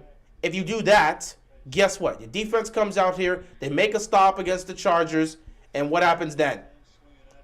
You get the ball back on offense, and if you can put up another touchdown, now it's a 2-possession game. It'll be a 13-point game. 2 touchdowns help you take the lead. So anything can happen here. And the defense has done a relatively good job in stopping the Chargers. Again, the Jaguars have hurt themselves. 5 turnovers have led to all 27 points. 5 turnovers have led to 27 points. Remember that. 5 turnovers have led to 27 points here. Wow, they got stopped right there on 3rd and 5. Now, this is very interesting. Do you go for it here on 4th down, or do you choose to kick the field goal here? Welcome to the playoffs, Trevor Lawrence. Yeah, this is a nasty welcome, but he is here. Welcome to the playoffs.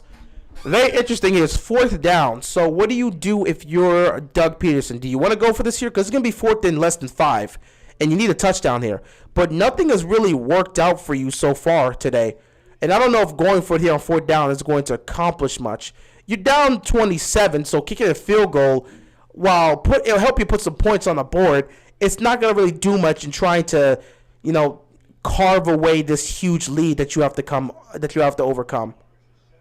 So it's 4th down and 1. If I'm Doug Peterson, I'm going to go for it.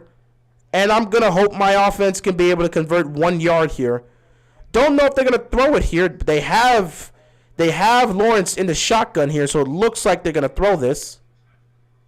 Yep, they're going to throw it. Lawrence over the middle. It's caught. 1st down.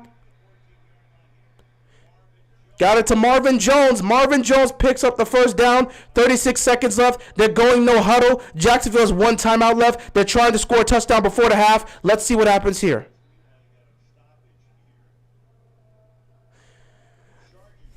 Brandon Staley said, no mas. I'm not about to give you an advantage. So our defense wasn't set. No mas. No mas, no mas, no mas. So, timeout here for the Chargers. They wanted to get their defense settled in, get themselves out there with the right coverage, and also give their defense a little bit of a break. Jacksonville's got to score here. No matter what happens, Jacksonville has to score here.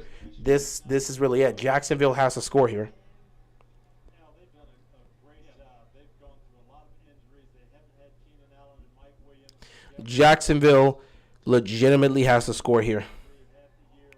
No matter what the circumstance is, Jacksonville has to score here. If you want any sort of shot at getting back in this game, you're going to need to score here. 1st and 10, Lawrence, quick throw. It is caught by Zay Jones. 2nd down coming up here for the Jaguars.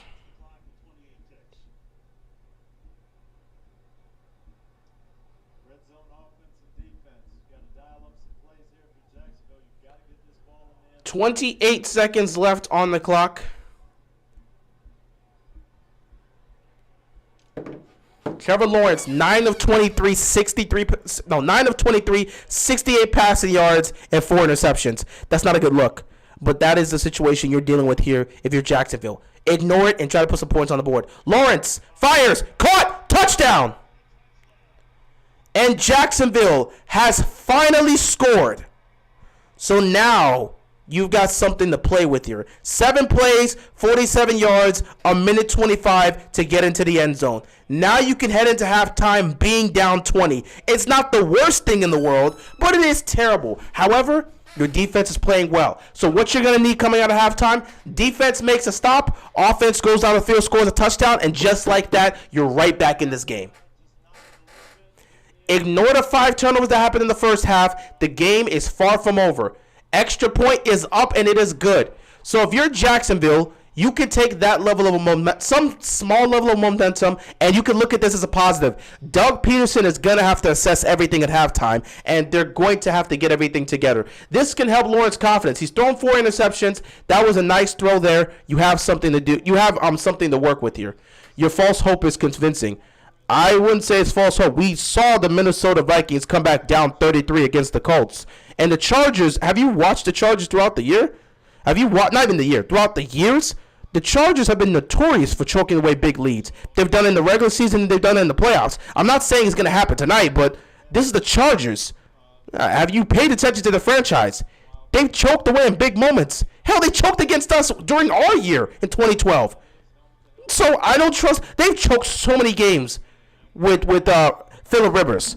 And they've choked some games here with Justin Herbert. This is the Chargers. Never forget that. We literally are in a season where so many comebacks have been happening. I'm not saying the Chargers are going to blow it. I picked the Chargers to win this game. But let's not act like it's impossible for the Jacksonville Jaguars to come back here. It's very possible.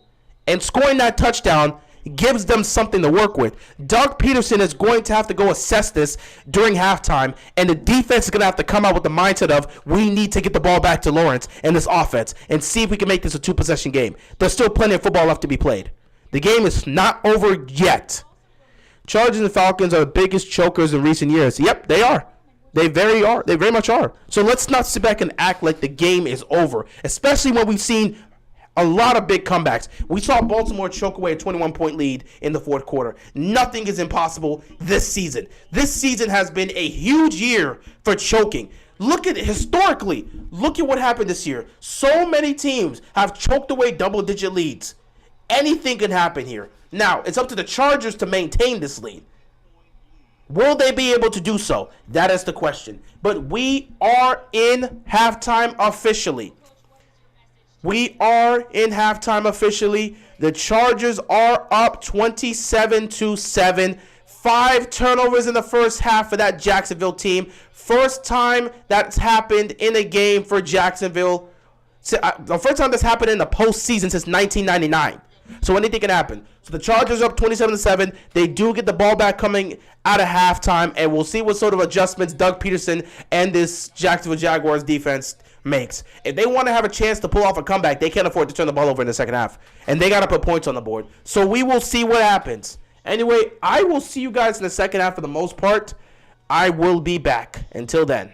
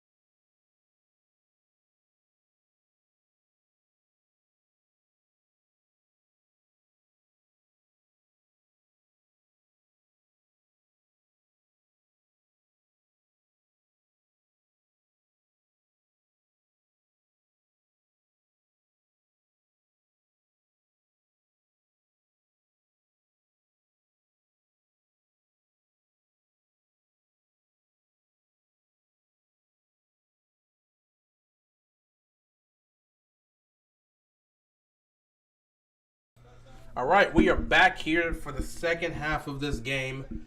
Like we said, Jacksonville understands what they... Wow, right off the bat, you see the defense. They swarm Eckler. Jacksonville understands what they need to do.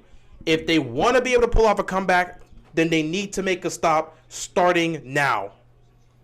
You come out this locker room, and you put points on the board, and you'll be in a better position. You come out this locker room, stop the Chargers offense, get the ball back to your guys, and then put some points on the board. You'll be in a much better place. 2nd and 14 here for the Chargers. Herbert across the middle. It's caught, but right off the bat, the defense makes a stop. No! Right off the bat, the defense makes a stop. 3rd down coming up here for the Jacksonville Jaguars. This is big. If the defense can make a big stop here on 3rd down, Lawrence and the offense can get the ball back, and maybe, just maybe, they could be able to pull off some sort of, maybe they can be able to go down the field, score, and make it a 2-possession game. Anything can happen here. 3rd down and 9 for the Chargers. Herbert looking. He's going to take off. He's going to fire. A flag is on the play. I think this is going to be called for a hold.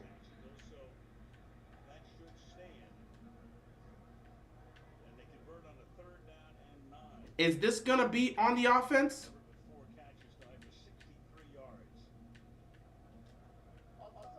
Offsides on the defense. That's huge. You needed that stop. If you're Jacksonville, you needed that stop. Offsides here is rough. I'm surprised. A lot of times you would assume a holding call is happening here. Steeler fan here. Ravens are my 2nd favorite team. That is very interesting, Donovan. I don't think I've ever seen a fan that 2nd favorite team is their team's biggest rival. That's an interesting one. Like, if I'm a Ravens fan and I said my 2nd favorite team was a Steelers fan, that's just rare. But hey, credit to you, bro. I mean, that's an interesting one there. That's a very interesting one. Your most hated rival is your 2nd favorite team. That is interesting, though. But hey, appreciate the support, though. You know, your team wasn't able to make it to the playoffs, unfortunately, because situations didn't really warrant them. You know, the Dolphins were able to win. If the Dolphins would have lost, you guys would have been in the playoffs, and you guys would be taking on Buffalo tomorrow. But unfortunately, it just didn't work out that way. So it is what it is at the end of the day. 1st and 10 here for the Chargers. Herbert rolling to his right, looking. He's going to toss it incomplete here.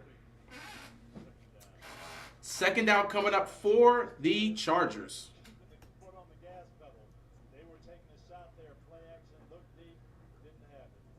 Tony, we've seen so many blown leads. It was a 33-0 lead, as you well know. Indianapolis against Minnesota. We've seen so many huge comebacks. We really have. And 2nd and 10 here for the LA Chargers. Jacksonville's defense is still trying to get them out of here. They're already at the cusp of field goal range, so you can just hope that they can at least make some sort of stop. Quick throw here, incomplete. 3rd down and 10 coming up here. This is big. Another 3rd down situation here. Jacksonville has an opportunity to get them off the field. If they can pull that off here and get the ball back to Trevor Lawrence to the offense, they can try to do something here, but we'll just have to see. 3rd down and 10 coming up here for the LA Chargers. The crowd's starting to get some energy. They're starting to come alive. They can sense that their defense has an opportunity to make a big stop and help get this team back in the game. Can they make a stop here? 3rd and 10. Herbert takes a snap. Pressure's coming. He's going to throw it incomplete. He throws it over the head of Eckler. Oh, my goodness. Oh, my goodness.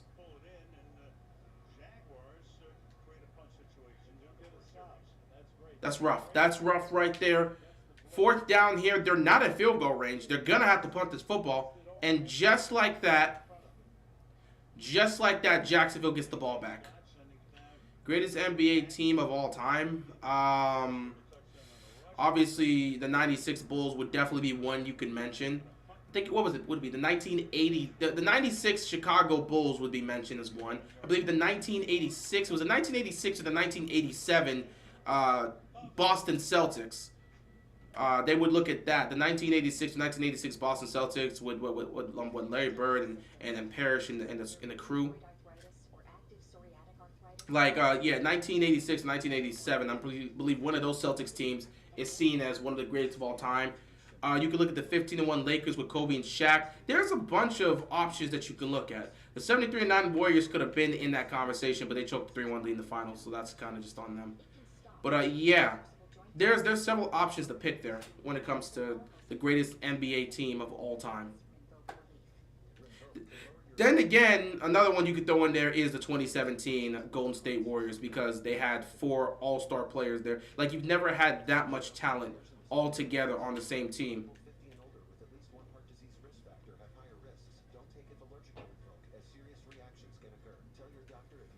Okay, Trae Young, so you just want to show off here. I mean, your team's down 0-2 in the series. Okay, that's cool. I mean, I'm playing the game right now. I'm just letting you have this, bro. Either way, you're not winning tonight, but it is what it is. But yeah, the Jacksonville Jaguars get the ball back.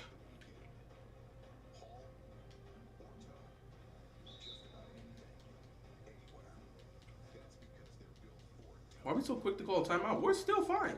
Yeah, Atlanta was going to start off well. I knew that. I'm not surprised. But, yeah. Jaguars get the ball back here. The Jacksonville Jaguars defense is starting to make stops against Herbert in that offense. And this is a huge drive for them. If Jacksonville can find their way into the end zone, they're going to make this a 2-possession game. And if it becomes a 2-possession game, all bets are off. Jacksonville will then be within striking distance to get something going. Oh, nice steal. Nah, Giannis going to take that. But, yeah.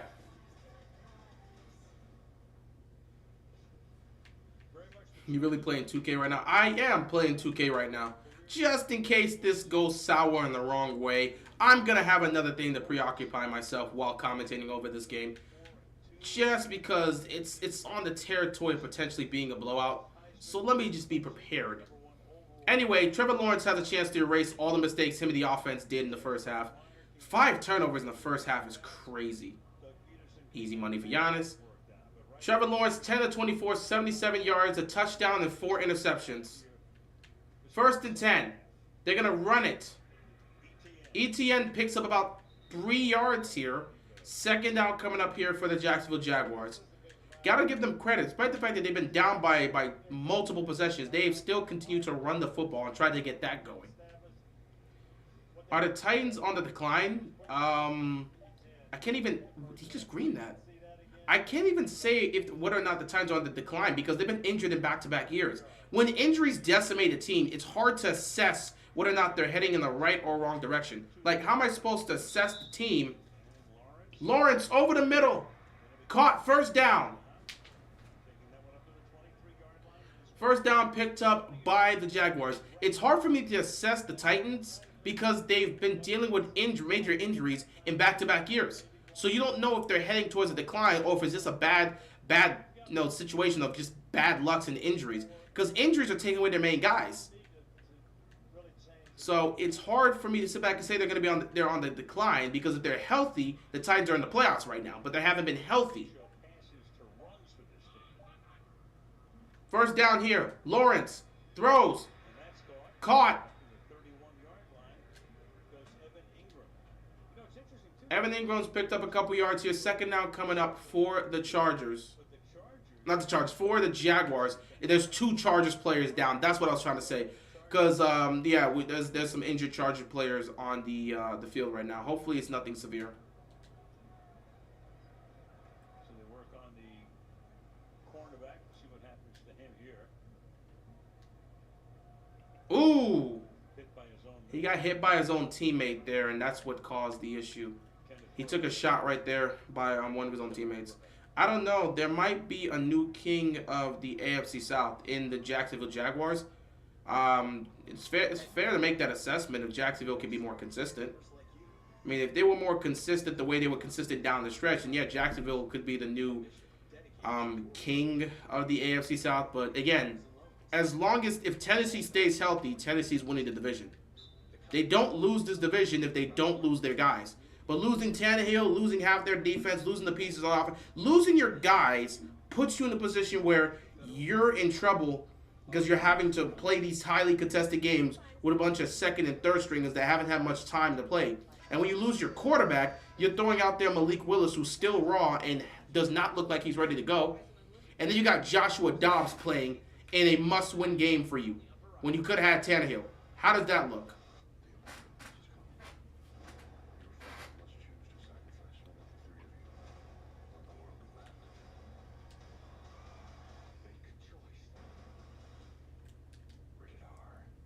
Damn it. I wanted to lob it, and I just lost my takeover. Damn it, Giannis. I should just pass it to you. Oh, well, I'm not worried about that. We're trying to win the game. We ain't worried about no takeover. Oh, God, I was looking at the comment section. No, I understand, but I have a lot of faith in the Jaguars coach. I mean, yeah, Doug Peterson has the experience. He is a Super Bowl winning coach. So, I mean, yeah, they have the experience. But again, I'm just saying with Jacksonville, I need more consistency. Maybe in the near future you'll get that consistency, but right now it's not showing. They're heading in the right direction, though. But with me, when it comes to Tennessee, it's all about health for Tennessee. Because they were the number 1 seed last year despite having the injuries. And this year they were leading the division they were really leading that division deep into the season. And then all of a sudden, the injury started to really impact them, and then they lose Tannehill, and it's just like, what are you supposed to do once that happens? Are you kidding me?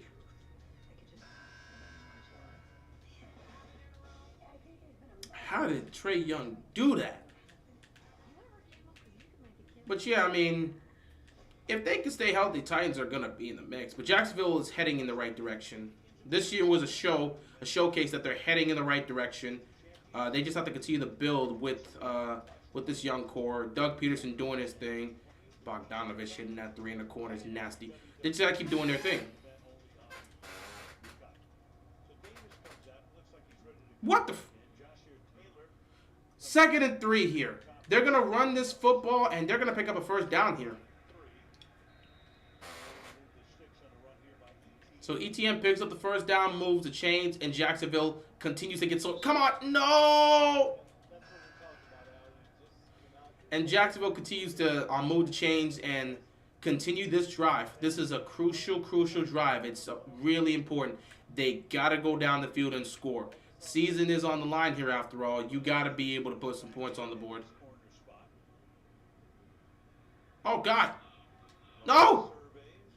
Collington, put it in. There we go. 1st and 10 here. Trevor Lawrence going to check it down here to Zay Jones. Zay Jones picks up a couple yards. 2nd down coming up here for the Jacksonville Jaguars. Oh, what a steal. Don't worry, don't worry, don't worry, don't worry. Lob it, lob it, lob it, lob it, lob it. Ibaka's got hops. 2nd down and 5 here for the Jacksonville Jaguars. Thankful that the Steelers took Pickett over Willis. That's an illegal screen, no question. 2nd and 5 here. Lawrence takes a snap. Looking towards his right. He's going to check it down again. Picks up another first down. They're at midfield. They are moving the chains, moving the ball, and continue to move closer and closer to the red zone. Hopefully they can put up points here because that's what they desperately need. They can score here. They're good. They haven't really gotten Christian Kirk involved until we just talked about him right now where it's a quick throw. So Christian Kirk picks up a couple yards. 2nd down here for Jacksonville. Titans going to fall off soon. We'll see. We'll see. I mean, it could very well happen. Wouldn't be surprised, but we'll see.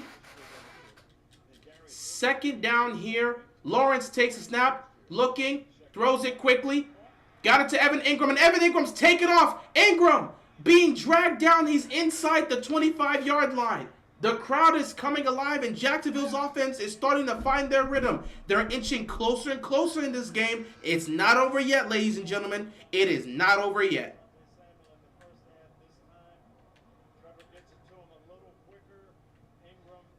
Trevor Lawrence is getting the ball out much quicker now. So they're going to run it here on 1st down. And ETN's going to be stopped. About 2-yard pickup here. Second down. This drive started back at their 11-yard line. What am I supposed to do there, 2K? He greened it. It's been quick passing, sprinkle a little bit of running in there, but they've been a little crisper. There's a lot of contact there.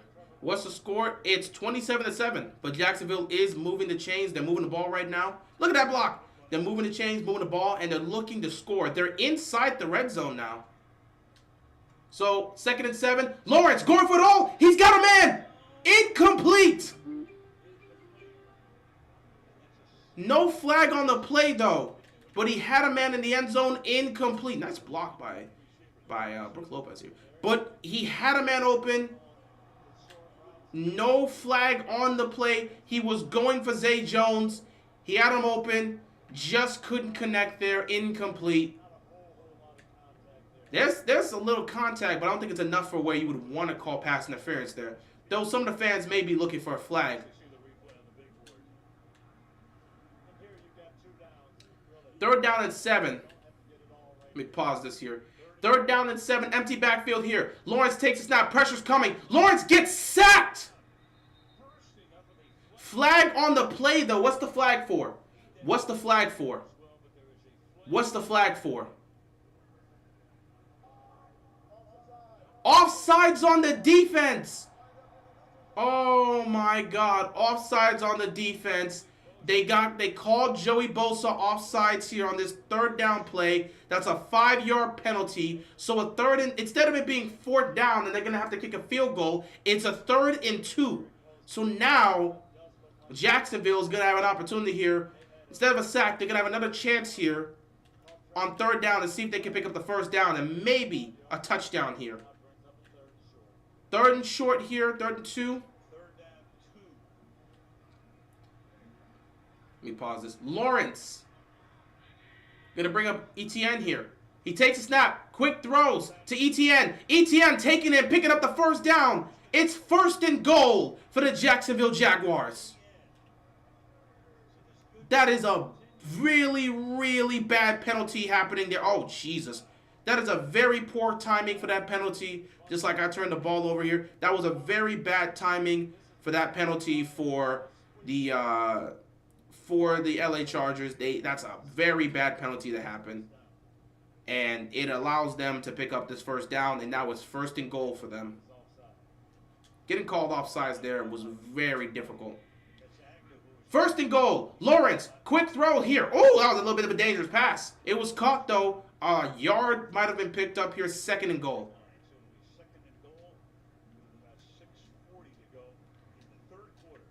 This is a huge drive. They have to capitalize on this huge drive. They're taking a lot of time off the clock. So they have to. They have to. Dude, just pass it here. I got it.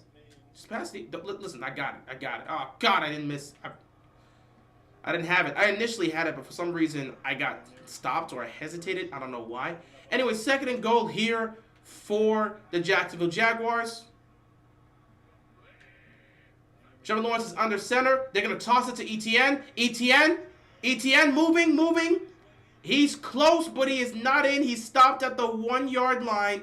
3rd down and goals coming up here.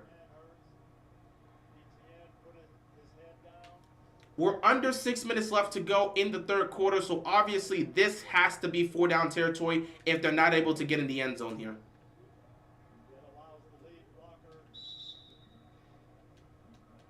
What? Who? Me? I didn't do anything.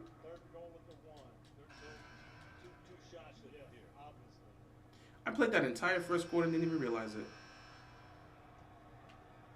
All right, 3rd down and goal here. I'm going to pause the game here. 3rd down and goal. Lawrence under center. Looks like they're going to run this. Oh, they messed this up. They messed this up. This is going to be a false start. Oh, delay a game. Oh, that's even worse. Delay of game on Jacksonville. You got to get set quicker than that. You don't want to get called for a delay a game. So now it goes from 3rd and goal at the 1 to 3rd and goal at the 6. Yeah, they took too long. And Ingram ran right into that play wouldn't have worked anyway. So even though it's bad, that play wouldn't have worked anyway. The whole dynamic changes right now. Third down and goal. Spread it out. Lawrence takes a snap, looking, firing, caught, touchdown. Marvin Jones gets into the end zone. Ladies and gentlemen, we still have a football game. We still have a football game. Exactly what I said heading into halftime. Everything I said heading into halftime has happened. I said this. When they got the ball with under 2 minutes left to go, I said a comeback can happen. They can make this a 2-possession game depending on how they do things. You have the ball, the final possession, heading into halftime. You score a touchdown there. You get the, coming out of halftime, the Chargers are going to be the team that gets the ball. Defense makes a stop, offense goes down the field, scores a touchdown, and now it's a 13-point game. Is there a room for expansion in the NFL? I mean, maybe. He went and oiled his arm off. He knew it was rusty in that first half. He went and oiled it out. I guess so. He knew it was rusty. What the? Okay. No, you don't throw a hook shot and then like get your own rebound on a dunk. 2K. That doesn't make any sense, and you know that. And Capella's not like that. Okay, Bobby Portis is like that though. Chargers better not choke this damn game. Would you be surprised? Would you be surprised? I told you guys the game wasn't over. I told you the game wasn't over. Legitimately, the exact thing I said that the Jaguars needed to do was exactly what they did. Score just before halftime. Then coming out of halftime, defense makes a stop, offense gets the ball, go down the field, score, and it's a 13-point game. That's exactly what happened.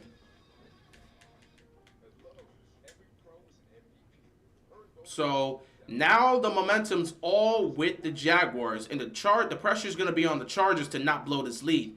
So now, if you're the Jaguars defense, you're playing with house money right now. You feel more confident to go out there and make a stop, especially because you were making stops prior. If Jacksonville doesn't turn the ball over, this is a different ball game. Why? Oh, loose ball foul. Good job, Capella. If Jacksonville doesn't turn the ball over 5 times, it's a different ball game, and we all know it. I want to pull up real here quick.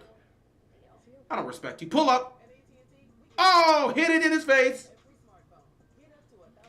I don't respect you, Trey Young. I just wanted to have fun with that. But, Jacksonville is within striking distance now. Oh, he pulled it up. He had to get that revenge. But you did yours off a screen. I directly looked you in the face. So, I mean, if you want to use screens, that's cool. I use screens. Oh, look at that pass. Look at that pass. Perfect pass to Giannis. But, yeah, Jacksonville's now within it. 13-point game, ladies and gentlemen. 13-point game. Forget about the 4 interceptions. See, we're so obsessed with stats nowadays. We're just forgetting the main point objective of the game. Trevor Lawrence has 4 picks, but I don't give a damn about that. You're within striking distance. If Jacksonville wins this game, who the hell cares about what his stats look like? It's about winning the ball game. And you're trying to win the game. So now he has 2 touchdown passes to his 4 interceptions. If they pull off this comeback, I'm not going to care about those 4 interceptions. Stats don't mean anything in the playoffs, especially when you're trying to win. That is incredibly unfair. What am I supposed to do to stop a lob? 2K, please use your brain on that one. Giannis! Alright, Chargers going to get the ball back here. And the pressure's on the offense now. So the pressure falls on Justin Herbert and the Chargers offense. They got to get something going.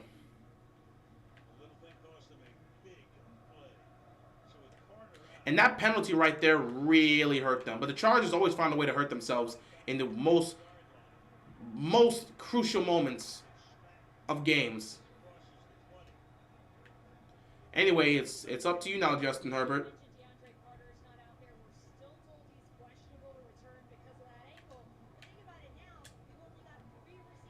But yeah, 27-14 game here, ladies and gentlemen. 5:06 left to go in the third quarter. Plenty of time. Plenty of football left to be played. Plenty of opportunities here for the Jacksonville Jaguars to pull off this comeback and take the lead with 2 touchdowns here. 1st and 10 for the Chargers.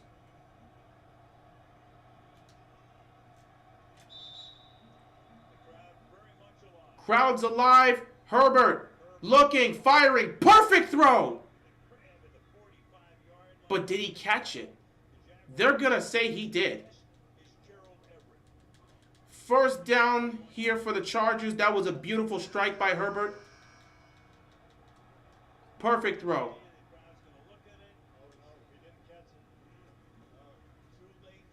Oh, he didn't catch it, and they weren't able to challenge for it. So, he didn't catch it. The Jaguars should have challenged, but Doug Peterson wasn't able to get the challenge. Let me look at this. Oh, he didn't catch that. He did not catch that. He did not catch that. That should have been challenged. That should have been challenged. That absolutely should have been challenged.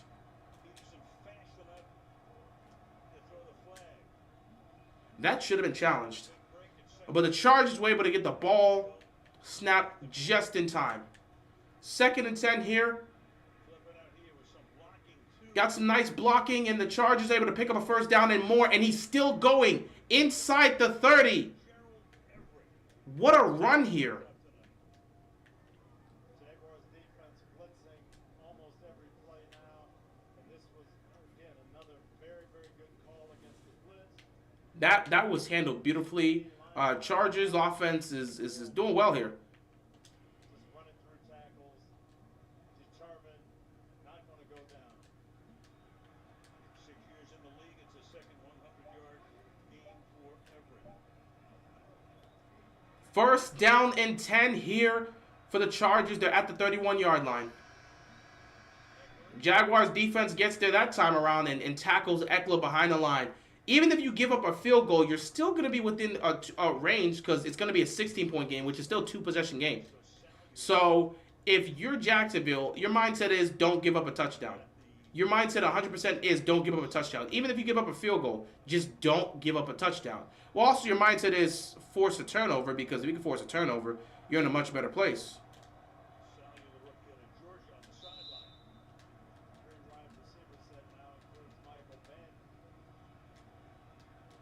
Second and 11 here. What does Herbert got cooking? He's going to take the snap. Herbert looking. Herbert jets the ball out before he gets sacked. Pressure was coming. Jacksonville was all over him. 3rd down and 11 coming up here. Defense knows that they need to make a stop. Can't afford to give up a touchdown here.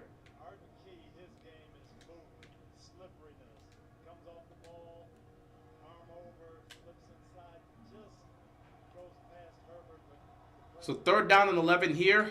Jacksonville's defense has been doing a relatively good job in being able to hold and maintain their aggression throughout this entire game. And they've done a good job in putting themselves in this situation. 3rd and 11. Herbert throws. Incomplete. So now they're going to be held to a field goal attempt. The kick isn't guaranteed to be made, so we'll see what happens. But the defense did just enough to make sure that the game was not going to be out of hand. So they're going to kick a field goal here, and if the field goal misses, guess what? It's still a 13-point game. If it's made, it'll still be a 2-possession game. Why'd I foul him? It'll still be a 2-possession game. So we'll see what Cameron can do here. 50-yard field goal attempt here. Chargers love to choke in these moments. I don't trust kickers in these moments. Kicker got it. 50 yards. All right. The kicking situation is doing well tonight. 30-14. That's exactly what you would need if you're the Jacksonville Jaguars. If you're the Chargers, you're putting some points up and making it difficult for Jacksonville. But at the end of the day, it's still a 2-possession game. So if you're Jacksonville, you understand that it's still a 2-possession game. And as long as it remains that, you're in a good position.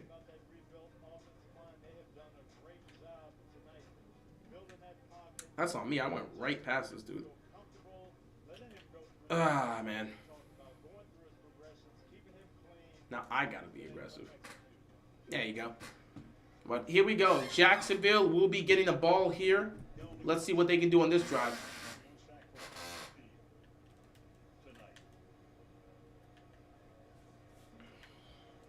Oh, come on. Were you supposed to host collab with somebody? No. No, I wasn't supposed to host collab with anybody. Not that I know of. I mean, it's not on my schedule, and no one's hit me up about it yet. So, no, I'm not collabing with anyone today. I got some plans in the works, and, some guys are reaching out to me, hopefully. But I got nothing immediate in terms of host collabing tonight. Anyway, Jacksonville's got the ball. Let's see what Trevor Lawrence in the offense can do. Nah, you good. But, I mean, I don't... Nah, no, I mean, if I was getting a host collab, I'm pretty sure somebody would have reached out to me. But I didn't get a message like that, so... Be good to go when it comes to that. I mean, if anything pops up, I'll be sure to tell you guys. Nice and one there by Giannis. But here we go. You're down 16. If you're Jacksonville, you only have to think of it like this. We're down 2 scores. We're down 2 scores. There's plenty of time left in this football game. We're down 2 scores. Let's go out here and put up a touchdown. Lawrence is going to hand this off here to Etienne on first down, and Etienne should have been tackled behind the line, but he managed to end up getting a good chunk of yardage here. So good on him, because that would have been a loss for them in a 2nd and long. Instead, he turned the 2nd and long to a 2nd and short. Good on him.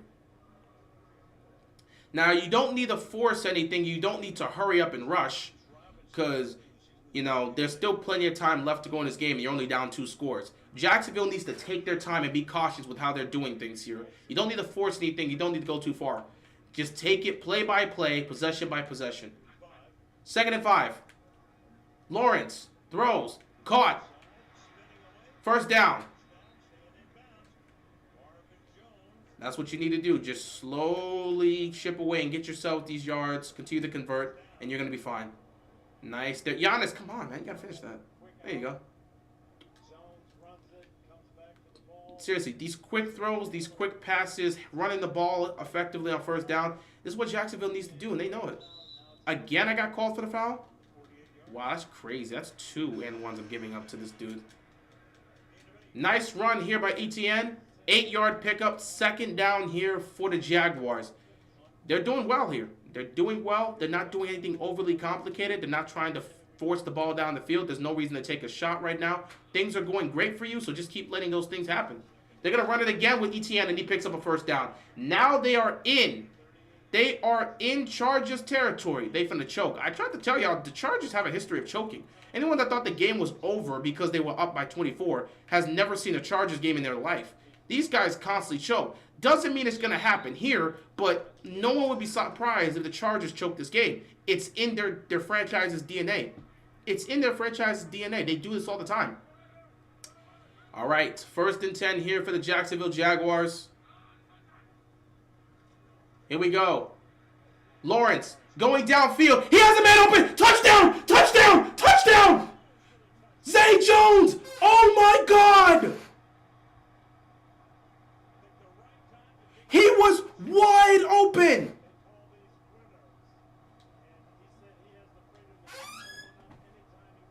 Pause for a second. No. Pause.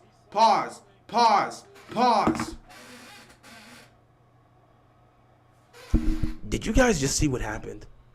Zay Jones was wide the hell open. He was wide the hell open. There wasn't a defender near him for 15 yards. How did Zay Jones get that wide open in the secondary? I've never once trusted the Chargers defense. And time again, they find ways to choke. And here they are again. The 2-point conversion. They got to at least make this stop, right?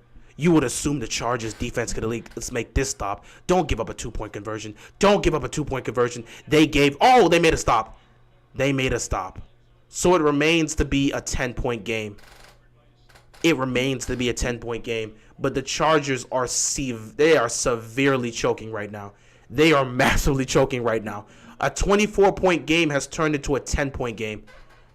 How the hell did Zay Jones get that wide open? Let me look at this real quick. Zay Jones got wide open. Wow. Where's the safety? Where's the safety? All right, then. So it's a 10-point game. Wait, flag on the play. Flag on the play. What's a flag for?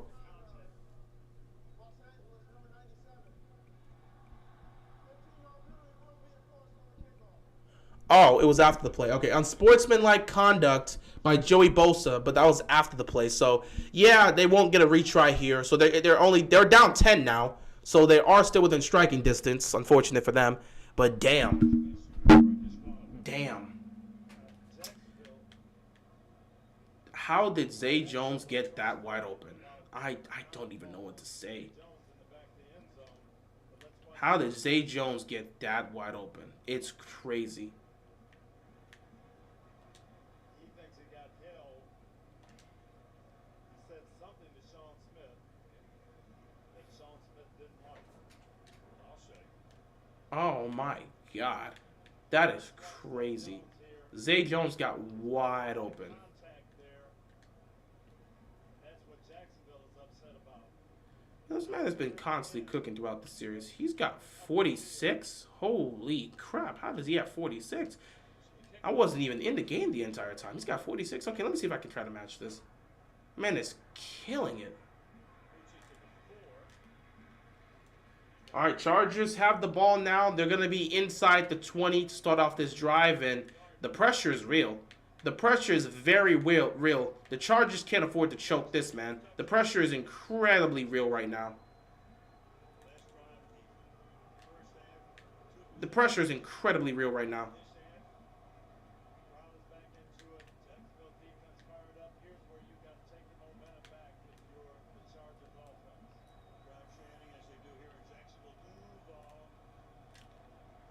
The energy is big here. First down and 10. Jacksonville once again stops the run.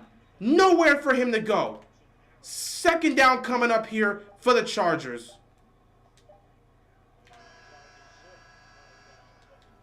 This is getting crazy. If the Chargers really choke this, I'm going to have one hell of a recap video if the Chargers choke this. You choke a 24-point lead in the playoffs, you're not living this down. We have a whole fourth quarter left to play. A whole fourth quarter left to play, and it's a 10-point game. A whole fourth quarter left to play. That's the end of the third quarter, ladies and gentlemen. So, heading into halftime, the Jacksonville Jaguars were up 17. Heading into the fourth quarter, Jacksonville Jaguars are up by 10. Not just Jacksonville. Heading into the halftime, the LA Chargers were up 17. Now, heading into the third quarter, the LA Chargers are up by 10. They do have the ball, though.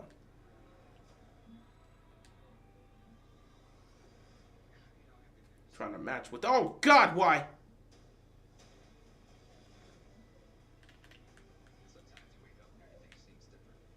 They were up 20 at half.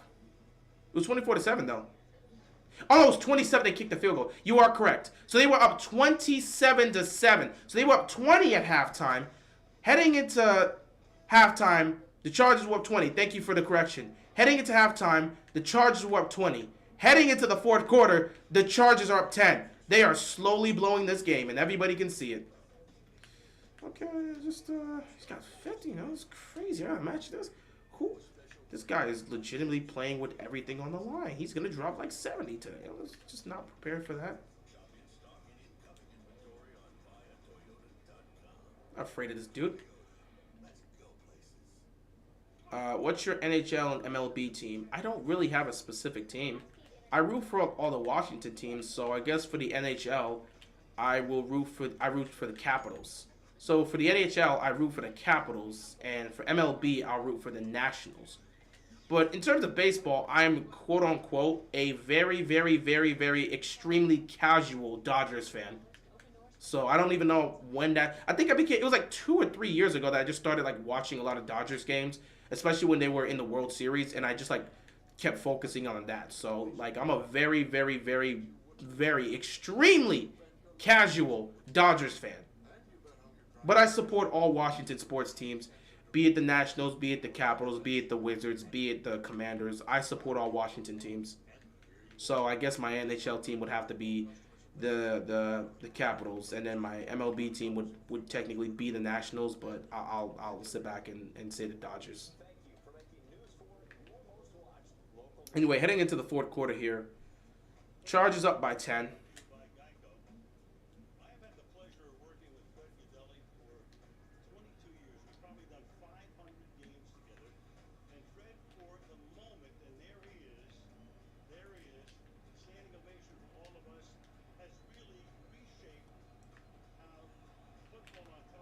Ten-point game here in Jacksonville, Florida. Chargers with the ball at their own 20. 2nd and 10. What just happened? Oh, man, I missed a free throw. But what just happened? Flag on the play. What just happened? False start. So, 5-yard penalty here right off the bat on the Chargers. Nothing is going well for them right now. Nothing is going well for them.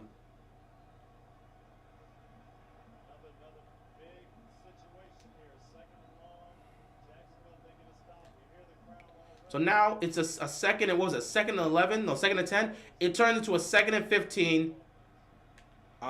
Pressure's really starting to get to the Chargers. By the way, if they lose this game, Brandon Staley's most likely getting fired. Herbert over the middle. Found his man Palmer. Huge gain for the first down.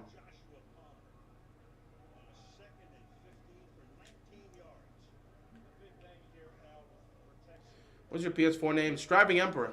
STRIVING _ Emperor. EMPEROR.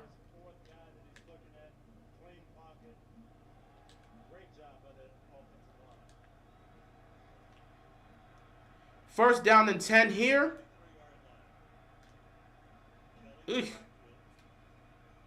Herbert gonna hand this ball off to Eckler. Actually, that's not even Eckler.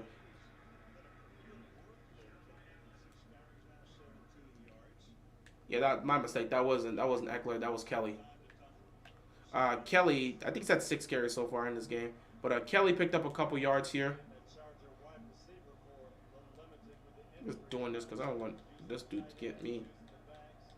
2nd down here for the Chargers. Defense still trying to make a stop. Empty backfield here for Justin Herbert. He's going to take the snap. Looking towards his right. He gets sacked! And a flag's on the play. A flag is on the play.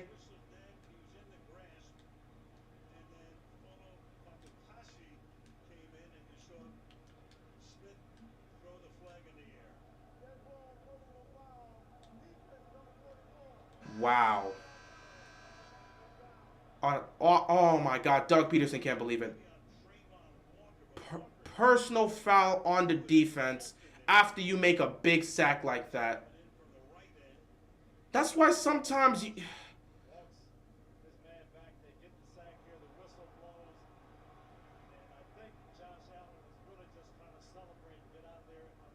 They're trying to celebrate, but yeah, that push right there. That push is what they're going to call it every time, man. They hate, first of all, they hate taunting in general. So when something like that happens, they're going to call it. Oh my God, that was a huge stop right there. And now you're sitting here hoping they can make another stop. That was 2nd down that you made that stop, and you sacked him. That is I hate calls like that. But again, that was so similar to a taunting call, I thought he was going to call taunting. Because he ended up pushing. He was trying to celebrate and get this dude Justin Herbert off of him. It wasn't on purpose, but it ended up being that way. And they're going to call a penalty on that every time now because of the taunting calls.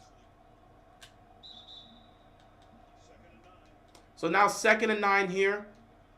Let's hope the defense can get to them this time around. Herbert, looking, firing, looking, nothing. Incomplete, 3rd down and 9. They could sit back and forget about that happening in the first place if they can make a stop here on 3rd and 9 and get the ball back to the offense.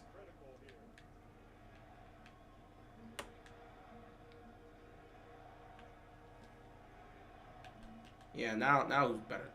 57-12 got 63-19. You don't try to upstage me. 3rd down and 9 here. Big stop. Let me see if they can get it here. Herbert takes a snap. Pressure's coming. He's going to stand in the pocket. Pressure's coming. Herbert, he's going to take off. Can he pick up the first down? He gets the first down and he's going to slide.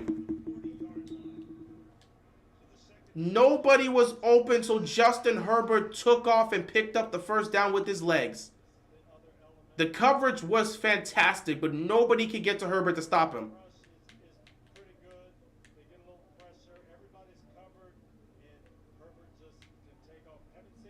Get that out of here. Look at that block. Perfect timing. I got 3 blocks in this game. That's crazy. Yeah, the coverage was great, but no one could get to Herbert.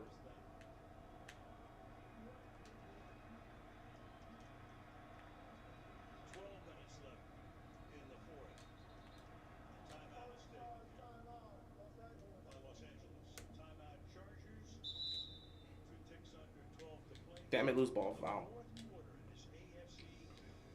That's tough. Chargers are holding on for dear life right now. And that's unfortunate. That stupid penalty doesn't happen, who knows what happens on that 3rd down. These taunting penalties, or whatever the hell you want to call them, that's unfortunate. The minute I saw what happened there, I knew they were going to throw a flag. And the minute they did, I'm like, oh, man, they just made a good play.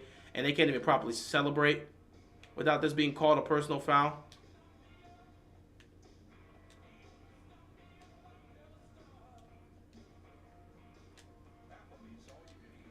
Anyway, Jacksonville's defense is going to have to see if they can make another stop. Unfortunately, unless they sack Herbert, I don't think you can get them out of field goal range. So you're looking at a scenario where you're going to have to maybe hold them to at least a field goal. Chargers are getting eliminated if they advance next week anyway. Most likely, but I mean, who the hell knows what happens? I mean, whether it's them going up against the Bills or them going up against Kansas City, anything can happen. I mean, the Chargers are a team that could beat anybody, and they're a team that could choke to anybody. That's what makes them so like frustrating to watch, especially if you're a Chargers fan. You know that's the case. You're so frustrated with watching this team sometimes because you know that they can hang and beat any team in this league. But at the same time, you understand that they'll choke away games that they have complete control of for the most part. That's just what they do. That's just how they are. That's just what they present themselves to be. And it is what it is at the end of the day. Bengals fans have been so insufferable this week. Listen, when you're a franchise that's not used to winning, you're going to act like that. When you're a fan base that's not used to having success, you're going to act like that. You know, it takes you time. Once you have that success consistently, you would assume you would be able to get it. You would be able to handle it. But you know what? Fans are fans in general. Good fans, bad fans, chill fans, arrogant fans. That's just how it is, man.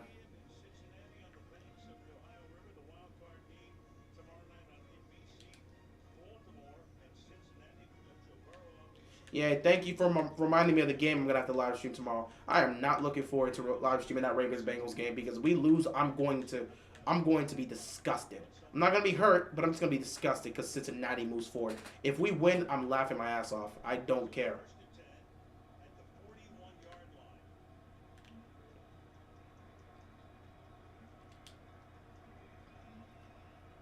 First and 10. Herbert going downfield. Incomplete.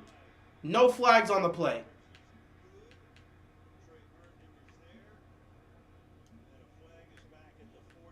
Never mind. There's a flag on the play. Is this going to be holding? Is this going to be holding? An eligible man downfield on the offense. So now it's 1st and 15.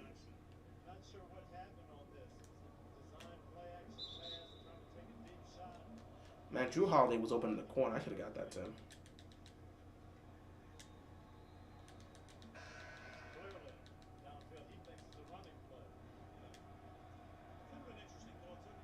If the Bengals somehow lose tomorrow, they will get crucified by the rest of the league. I'm gonna laugh, and that will have it will be a joyous day for me and for all.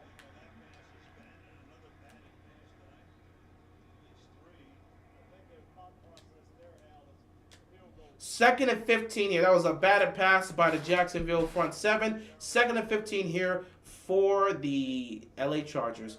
11:48 left to go in this game, so there's still plenty of football left to be played. And Jacksonville, they're showing a lot of life right now.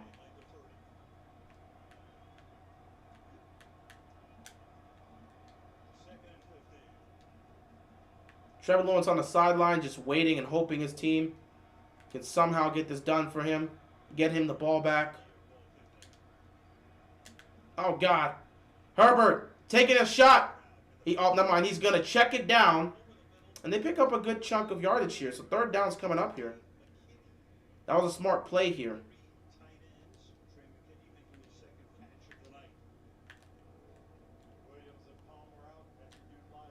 Ooh, nice move right there. Look at the footwork. Okay, look at the footwork right there. It's third down and 4. Third down and 4. Jacksonville's defense has to make a stop here. That's what they're looking to do. Jacksonville understands this. Let me pause this here. Third down and 4. They're at the 35-yard line. Third down and 4. Lots of pressure coming. Herbert gets the ball out quickly. It is caught by Allen. First down picked up here by the Chargers. Huge, huge gain there. Allen saw the pressure coming and got the ball out quickly. Oh my God, what a block by Eckler. If Eckler doesn't make that block, there's no way Herbert gets that pass off.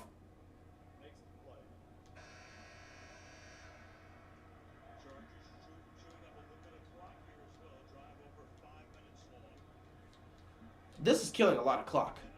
You can't give up a touchdown. Even if you give up a field goal, you can't give up a touchdown if you're the Jacksonville Jaguars. Eckler. Oh, man, they tried to get him to fumble the ball. And he almost did.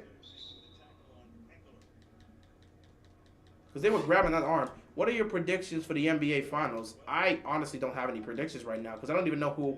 Coming out of the East, I'm thinking it's going to be either Milwaukee or Boston. I think that's the solid pick. Coming out of the West, who the hell knows? Who the hell knows? Golden State's not healthy right now. Denver is an interesting team, but I don't know if they could be able to go the long run. Memphis is still a young team, and maybe they take that next step, but whenever they face off against the Warriors, it's difficult. I'll say this, though. No matter how the Warriors look like, when they're healthy, no one's beating them in a 7-game series. So, I just don't know. Clippers are such an interesting pick here, but I don't know either.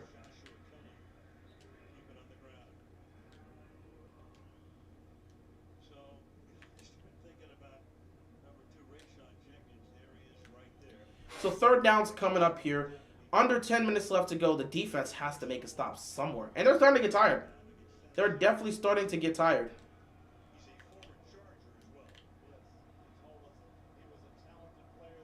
Oh, no. You know what? No, I'm at 16. I'm going to leave it right there. I'm going to leave it right there. I'm not going for it.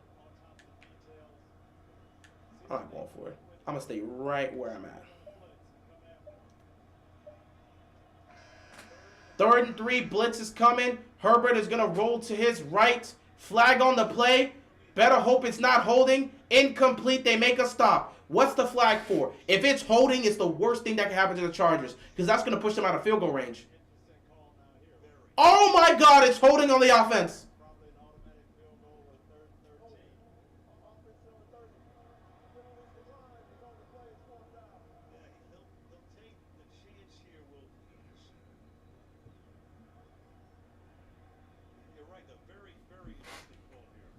I'm surprised Doug Peterson chose to take the risk here and say, hey, put him on the field goal place. You don't want to take a chance to see if your defense can make a stop? He doesn't want to risk it. They're running out of time.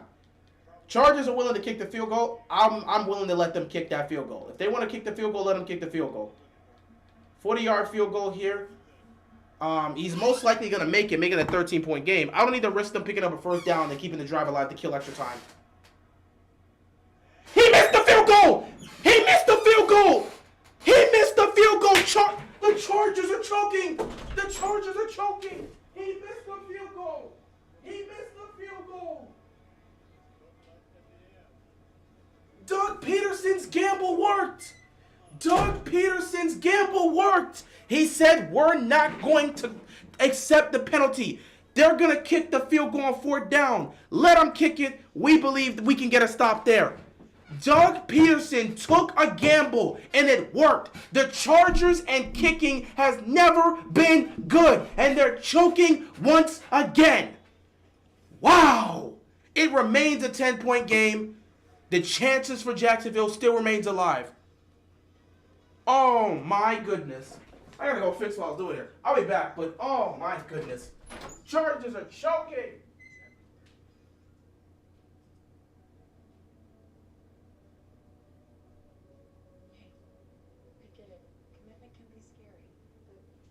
Saving up to 15% with subscribe and save save at Amazon. You get free repeat delivery on your favorite items. And if things don't work out, you can always cancel. Seriously, no one would judge you if you called them. Okay. Learn all the ways to save with Amazon. We did it, Wilbur! Magnificent run.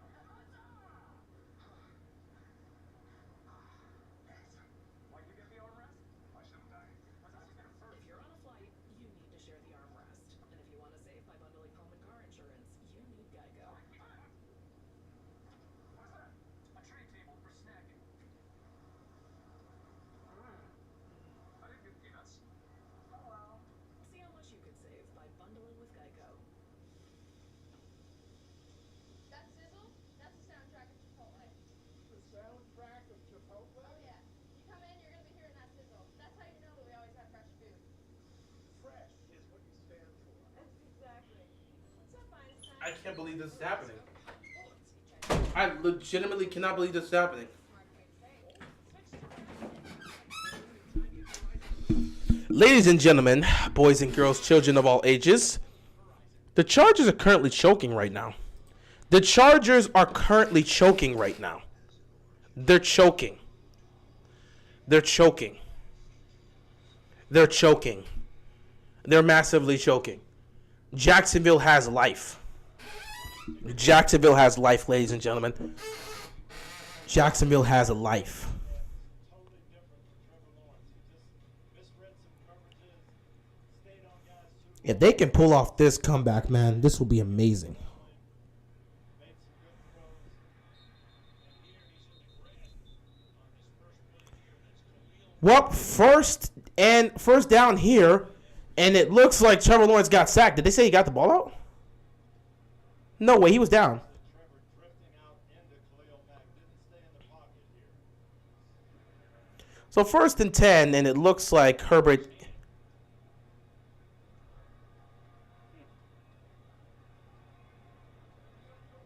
Did he get sacked? 9-yard sack. Then you get Yep, he got sacked. So Trevor Lawrence got sacked, but it seemed like he hurt his thumb. Either way, 2nd and 19. He's gonna have to play just like how it is. Incomplete. But there's flag. What's the flag for? So his thumb is bad. His thumb is in bad shape right now. So his thumb is injured. He's asking to be taped up. He's bleeding. He's bleeding. He's bleeding. Oh my God. The Chargers just gave the Jacksonville Jaguars an automatic first down. They got called on pass interference on a 2nd and 19. They got called on a pass interference. I can't believe it. Yeah, he came too soon. He came too early. So that pass interference not only allows the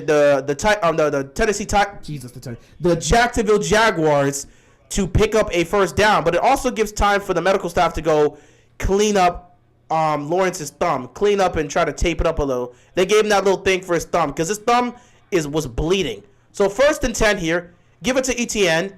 Etienne picks up a good 6 yards here. 2nd down coming up for the Jacksonville Jaguars. This is crazy, bro. 7:45 left to go in this game, and the Jaguars have life.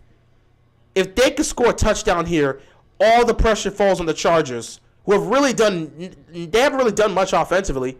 That hasn't been granted them via turnover. Have they scored without a turnover happening? I'm pretty sure their points have come from the turnover. Lawrence got it to Zay Jones, and Zay Jones caught the ball. First down. They said he caught it. Are we going to see a replay? Because maybe the Chargers want to challenge this. He caught.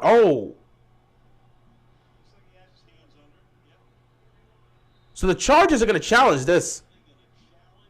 Chargers are willing to risk this. They're going to challenge this. Because they understand they're choking right now. They are really choking right now. So they have to take their chances.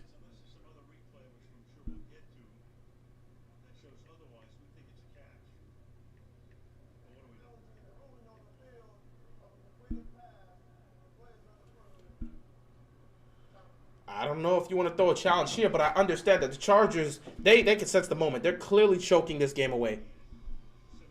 They're clearly choking this game away. They're clearly choking this game away.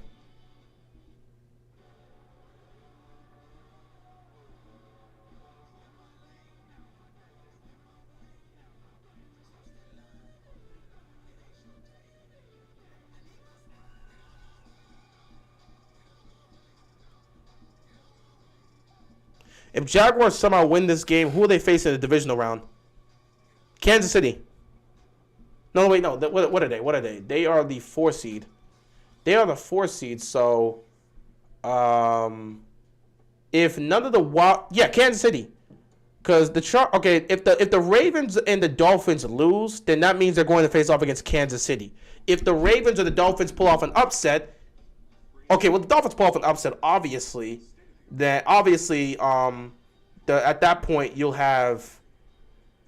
Actually, I don't even know if the Dolphins pull off an upset. I think that means that. Let me look at the bracket. Because the bracket is a good indication of how things can work. Because if the Jaguars win this, they're most likely taking on Kansas City, barring no crazy upsets happen. Let me look at the playoff bracket. Because I want to see how they have some of these matchups on. Let's see. Okay, so this doesn't exactly match up the way you want. Let me see. If Jacksonville wins, Jacksonville's a 4 seed. So let's say Kansas City, Cincinnati, and Buffalo win their game, right? That means Jacksonville will head over to Kansas City. If Jacksonville wins, but you get either you get Baltimore or Miami to win. If Baltimore wins, Baltimore goes to Kansas City, Jacksonville goes to Buffalo. If Miami somehow pulls off the upset, then that means Miami goes to Kansas City, and Jacksonville will go to the winner of Cincinnati and Baltimore. So either way, it's most likely that. Oh, look, the Chargers just lose their second time out. Because of how the circumstances look and the fact that no one believes any upsets are going to happen tomorrow, if everything goes the way people expect it to be, the Jaguars will most likely face off against the Kansas City Chiefs in the divisional round. If Baltimore gets the upset, then Jacksonville goes to Buffalo. If Miami gets the upset, then Jacksonville will go to either Baltimore or Cincinnati, depending on who wins that game. There's your matchups. But based on everything else here, the team that's most likely going to go face off against Kansas City in the second round is most likely going to be Jacksonville if they win this game. The winner of this game between Jacksonville and LA is most likely taking on Kansas City next week. 1st and 10. Nice catch here. He kept his feet, kept trucking, and picked up the first down. We're under 7 minutes left to go. It's still a 10-point game. Plenty of hope here left for the Jacksonville Jaguars. They still have all 3 of their timeouts. So things are looking good for them. Things are looking real good for them. They're going to have an opportunity to potentially win this game. Craziness. They were down 24. Do never forget this. They were down 27, in fact. 1st and 10, incomplete here. They were down 27 points. They were down 27 points in this game. If the Chargers if the Chargers choke this and the Jacksonville Jaguars pull this off, this will be an incredible comeback for a quarterback's first start in a playoff game. To come back down 27 points, it would be crazy. And Brandon Staley's going to get fired if they lose this game. Brandon Staley will surely get fired if they lose this game.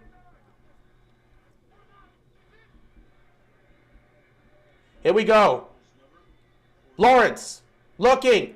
He's got his man. First down picked up. Christian Kirk. 6:23 left to go. I hope the Jacksonville Jaguars pull off the upset now, because we would get to see history tonight if that happens. Also, can you imagine if the Dolphins somehow pull off the upset? Imagine if the Dolphins and the Ravens pull off the upset. That means the Ravens would be able to host Jacksonville in the divisional round, which means the path to the AFC Championship game is right there. Oh my goodness, look at Evan Ingram getting them to the goal line. It's 1st and goal here. 1st and goal for the Jacksonville Jaguars. Herbert, what the hell are you doing, bro? What the hell are you doing, bro? Yeah, we're gifted 5 turnovers and you're choking. You know what? You're about to follow the path of Phillip Rivers, aren't you? You are really about... Brandon Staley, you're getting fired if you lose this game. Brandon Staley, you're getting fired if you lose this game. If your team loses this game, you're getting fired. You don't blow a 27-point lead in a playoff game and keep your job. 1st and goal. 5:38 left to go. No way in hell. This can't be happening. Lawrence. Incomplete. Looking for Ingram.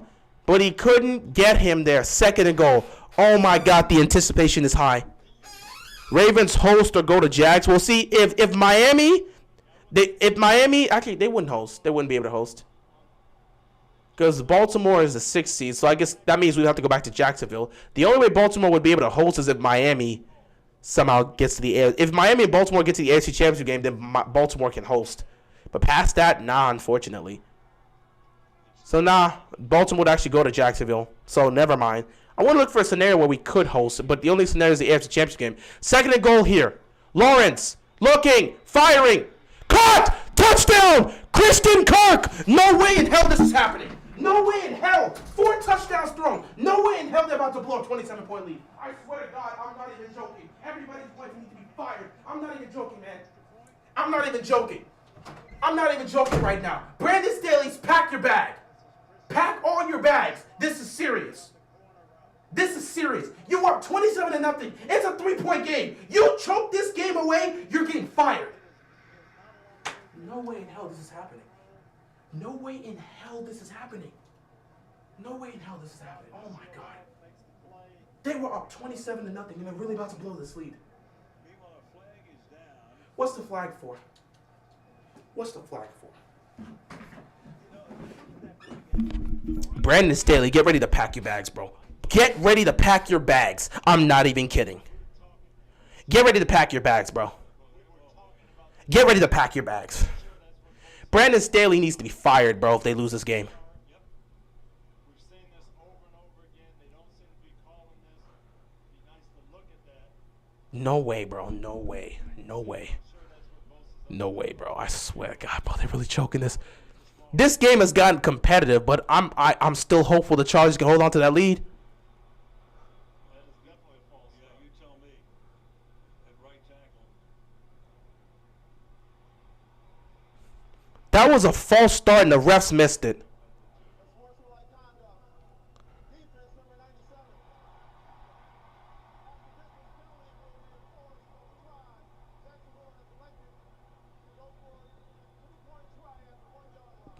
They're going to go for 2. They're going to go for 2. That's a false start. That's a false start. That's a clear false start on the right tackle. That's a false start. I don't blame Joey Bosa for being pissed. That's a clear false start that they missed. That is a clear false start. The Jacksonville Jaguars are going to go for 2. If they get this, that means they need a field goal to win this game. Joey Bosa had all rights to be pissed. That was a clear false start that the refs missed. The Jacksonville Jaguars are going for 2. They're going for 2. They're at the 1-yard line. They're going for 2. If Jacksonville scores here, they need a field goal to win the game. They need a field goal to win. If Jacksonville scores here, all they'll need is a field goal to win the game. This is a really interesting ball. They're going to win. Doug Peterson is putting everything on the line here. He don't give a damn. I like this type of coach. Lawrence got it. Lawrence got it. It's a 2-point game. It's a 2-point game. Ladies and gentlemen, boys and girls, children of all ages, it is a 2-point game. It is a 2-point game. The LA Chargers were up 27-0 at some point in this game. The Jacksonville Jaguars turned the ball over 5 times in the first half. And with 5:25 left to go in this game, it's a 2-point game.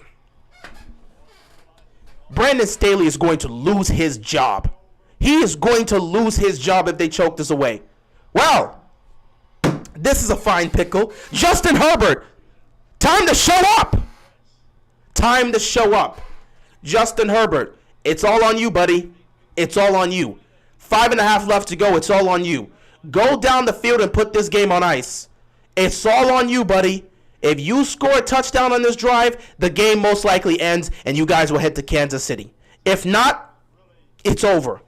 If Jacksonville gets this ball back, it's over. I cannot believe this, man. I absolutely cannot believe this.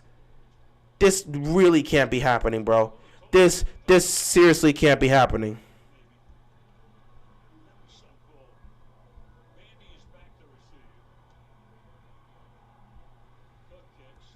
Cook kicks. 5:25 left to go in this game.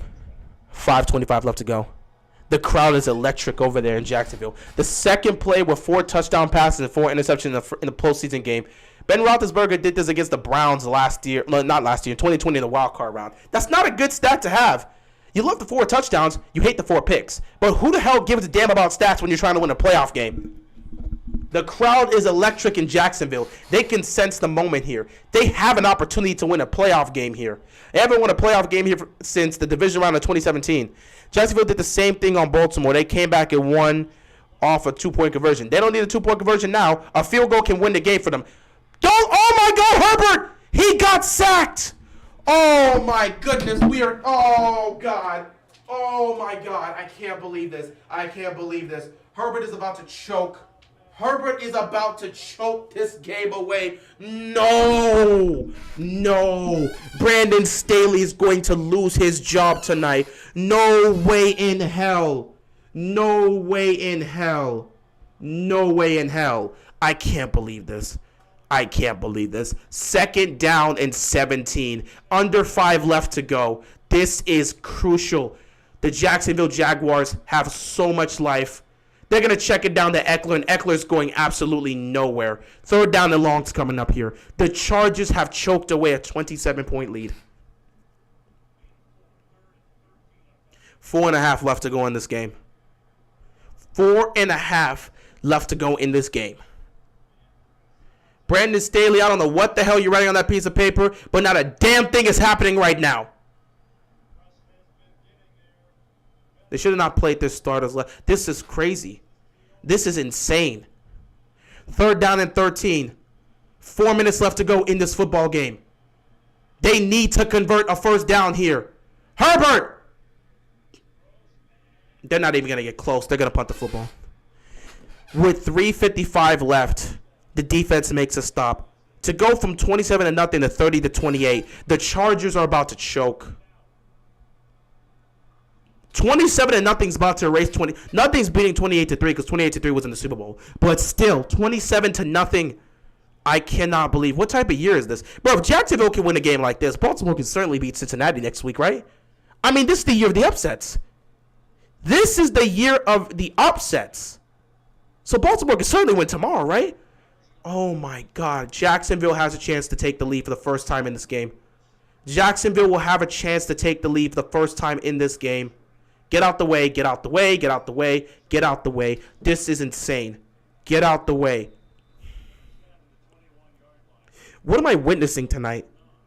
What the hell am I witnessing tonight?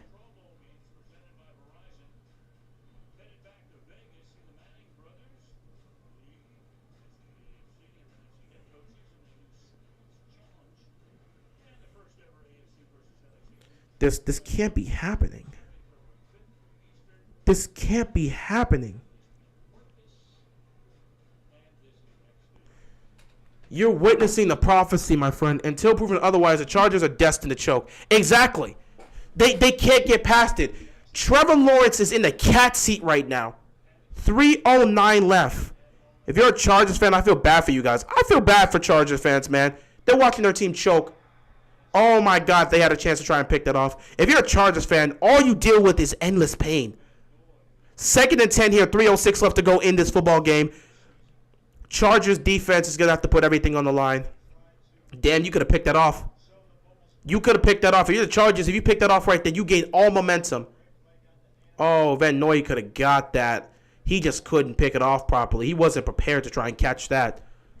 2nd down and 10 here. Trevor Lawrence, 25 of 43, 262, 4 touchdowns, 4 picks. Crazy stat line there. Absolutely crazy. 3:06 left to go in this game. 2nd down and 10. Lawrence gets it to Kirk, and Kirk picks up a first down. Under 3 minutes left to go. A touchdown puts them in a position where they're going to have, oh my God, there's no way the Chargers blow this game. I can't believe they're really going to choke this. They're going no huddle. They're going no huddle. They're going no huddle. They're picking up the pace and the tempo. They have all the momentum right now. They're going no huddle. The Chargers defense is at the mercy. Somebody on that defense is going to have to make a play. Somebody's going to have to make a play, and quickly. Lawrence, he's going to get the blocking. He's going to take off. He's going to pick up about 8 yards. Goes out of bounds. 2:25 left to go. 2nd down here for the Jacksonville Jaguars. This is crazy. This is actually insane. No way in hell this is happening. I can't wait to make a video of this. If they choke this lead, I'm telling you right now, Brandon Staley has to be fired on the spot. Don't even let him go into the locker room. What are you clapping for, Herbert? This is not the time to be clapping. What are you doing? Oh my God, right? This is crazy. This is crazy. I can't believe. Why is he clapping on the sideline? He's trying to keep morale up. Bro, what are you doing? Your offense isn't doing anything right now. You're about to choke a 27-point lead. Another first down picked up. Christian Kirk. I can't believe this, bro. I can't believe this. He was in bounds. 2-minute warning coming. 2-minute warning coming. 2-minute warning coming. I can't believe this, bro. I cannot believe this. This is insanity. This is actually insane. Are they going to run one more play before the 2-minute warning? They will run a play before the 2-minute warning. Quick throw here. It's caught. Zay Jones, 5-yard pickup, and that will take us to the 2-minute warning. I will be right back, guys. We have a game here. Oh my God, the Chargers are about to choke. No way in hell, bro. This is crazy. This is crazy. This is crazy. This is crazy. Herbert, 273 yards and a touchdown. Asante Samuel, a gigantic first half with 3 picks. Lawrence, 4 interceptions in the first half, and then 3 touchdowns in the second and 1 at the end of the first half. You know, Tony, we're talking about, you said that, Doug Peterson pretty much stayed to that game plan, which doesn't seem like he can do that, but very much he did do that. And he told Kaylee at halftime going off, hey, we just got to chip away, we've got to stay with it and settle down. And he meant it. I'm sure that's what he went in there, and that's what Trevor Lawrence did. He settled down and just got back to his game. Well, as we talked about it, you were down 21-0 and won a game. We were down by 21 Talked points about the speech. in the last 3.5. And now they're at a point where basically you're playing for about 15 yards. You got to make 15 yards, run the clock down, and you can kick a field goal to win the game and not give them a chance. And you talked about timeouts being a factor maybe for the Chargers. And that unsuccessful challenge leaves them with only 1 to get the ball back. So here comes a big, everything's a big at this point, big 2nd and 5.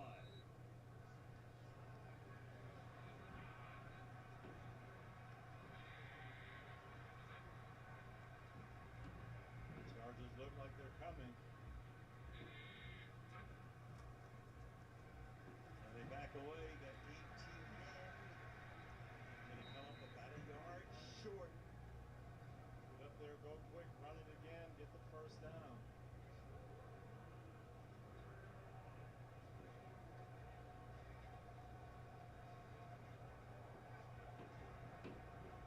Third and 1.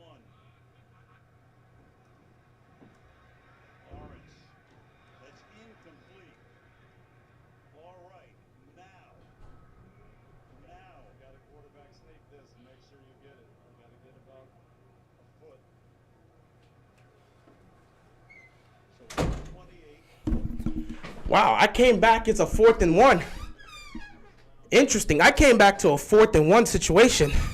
This game is giving me Falcons versus Patriots deja vu vibes. It's crazy. So it was 2nd and 5 when I was here. I guess they picked up a couple yards on 3rd down, and then it was short here, so it's 4th and 1. 4th and 1 with 1:28 left. They're gonna quarterback sneak this. Jacksonville's gonna call a timeout. Jacksonville's gonna call timeout. Obviously, a field goal wins it. They had all 3 timeouts, but oh man. What are the Jags doing? Run the ball. I don't know. There's so much here, man. There's so much here for this 4th down. I would have zero issues if you wanted to quarterback sneak with Justin Herbert.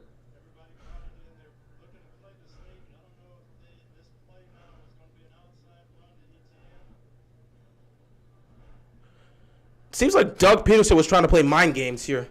Doug Peterson was trying to play mind games on that one. It's simple. Run the football. Well, now that you've wasted the timeout, if you don't pick up this 4th down, you're in danger of losing this game. The season comes down to one play. Oh my God, Etienne! He picks up the 1st down and more inside the 20. He stays in bounds inside the 15-yard line. Oh my God!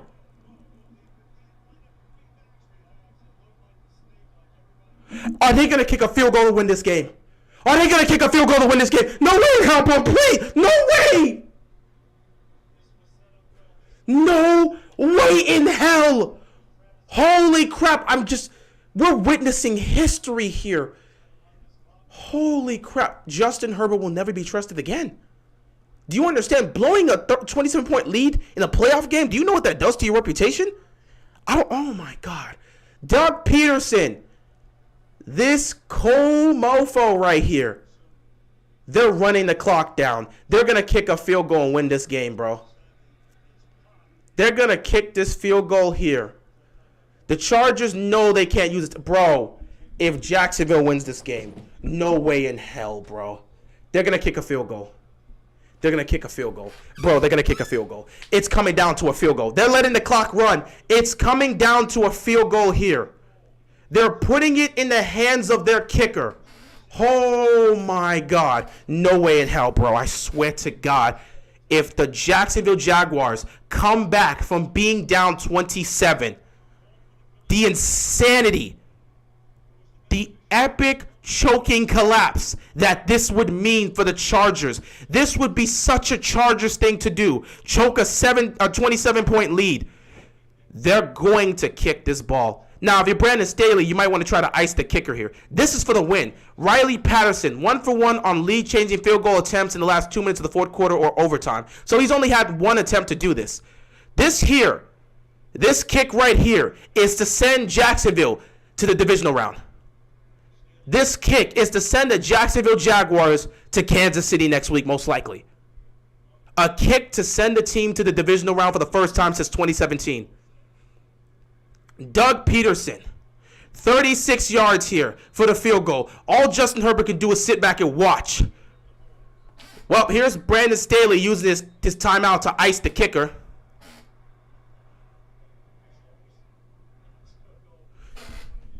Oh, boy. Ladies and gentlemen, it comes down to this. It comes down to this. Largest comeback in postseason history. 32 points with the Bills versus the Oilers in the 1992 wildcard round. 28 points with the Colts versus the Chiefs in the 2013 wildcard round. And Jacksonville's about to be number 3 with this 27-point comeback in the wildcard round against the Chargers. No way in hell. No way in hell. No way in hell. This is crazy. This kick is here to send the Jacksonville Jaguars to the divisional round. The kick is up. He made it! He made it! Wait, flag's on the play. Wait. No. There's a flag on the play. No way. Wait, there's a flag on the play. It's offside. The Chargers put a 27-point lead.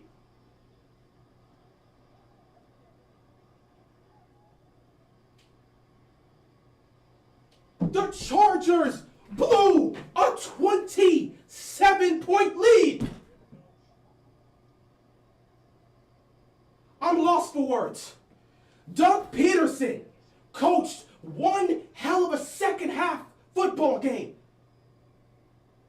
Brandon Staley needs to be fired tonight, not tomorrow, not next week. This dude needs to be fired tonight. You fire this man. Brandon Staley, you need to be fired now. How do you blow a 27-point lead? How do you blow a 27-point lead? I told you guys, never trust the Chargers. How do you blow a 27-point lead? How do you blow a 27-point lead? I'm lost for words. They blew a 27-point lead. Oh my God. What the hell?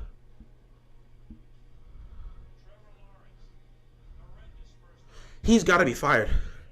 He's got to go. He's got to go. He's got to go. You blow a 27 points. He's got to go. He's got to go.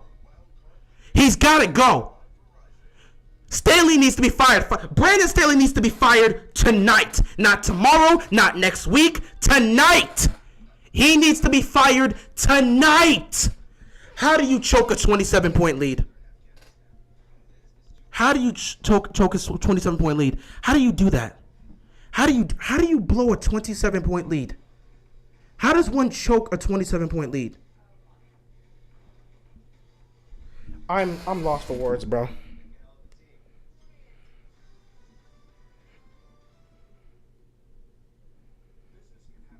I'm lost for words. I'm lost for words. How the hell do you choke a 27-point lead?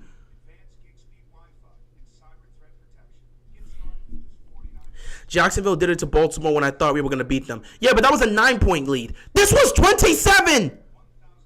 How the hell? Bro, I didn't watch the game until I see the Jags had a chance of winning after the first half. This is crazy. What's going on, Emilio? How you doing, bro? This is crazy. This is insane. Brandon Staley needs to be fired tonight. Don't even let them get into the locker room. If the owner's here, fire him on the spot. Get down on that field right now. Get owner, whoever has to go up to him, get down there and say, yeah, bro, you don't even have to travel with the team back to LA. Your job's done. You can go on your own. We're not paying for your flight back. You're done. You're done. You're done. It's over. How does one choke a 27-point lead? How does one proceed to choke a 27-point lead? I don't even know what I just witnessed here, man. I legitimately don't know what I witnessed. Man, I done moved around so much. I've already got my camera out of focus too and everything. How does one choke a 27-point lead? They got way too conservative. The Chargers always do this. The Chargers always do this. The Chargers always do this. I don't think, bro, I gave you the formula too. Heading into halftime, I said if the Jacksonville Jaguars do this, then we're going to win. They were down 27-0. They had 2 minutes left to go heading into halftime. I said this is the formula here. If you're the Jacksonville Jaguars, what you need to do, this final 2 minutes, you have to score a touchdown. Score a touchdown and make it a 20-point game heading into halftime. Coming out of halftime, defense has to show up big. Make a stop. Get the ball back to Lawrence. If Lawrence can take the ball down the field and score another touchdown, it's a 2-possession game. At that point, the Chargers are going to start to panic. And that's exactly what the Jaguars did, and that's exactly what happened. They choked away a 27-point lead.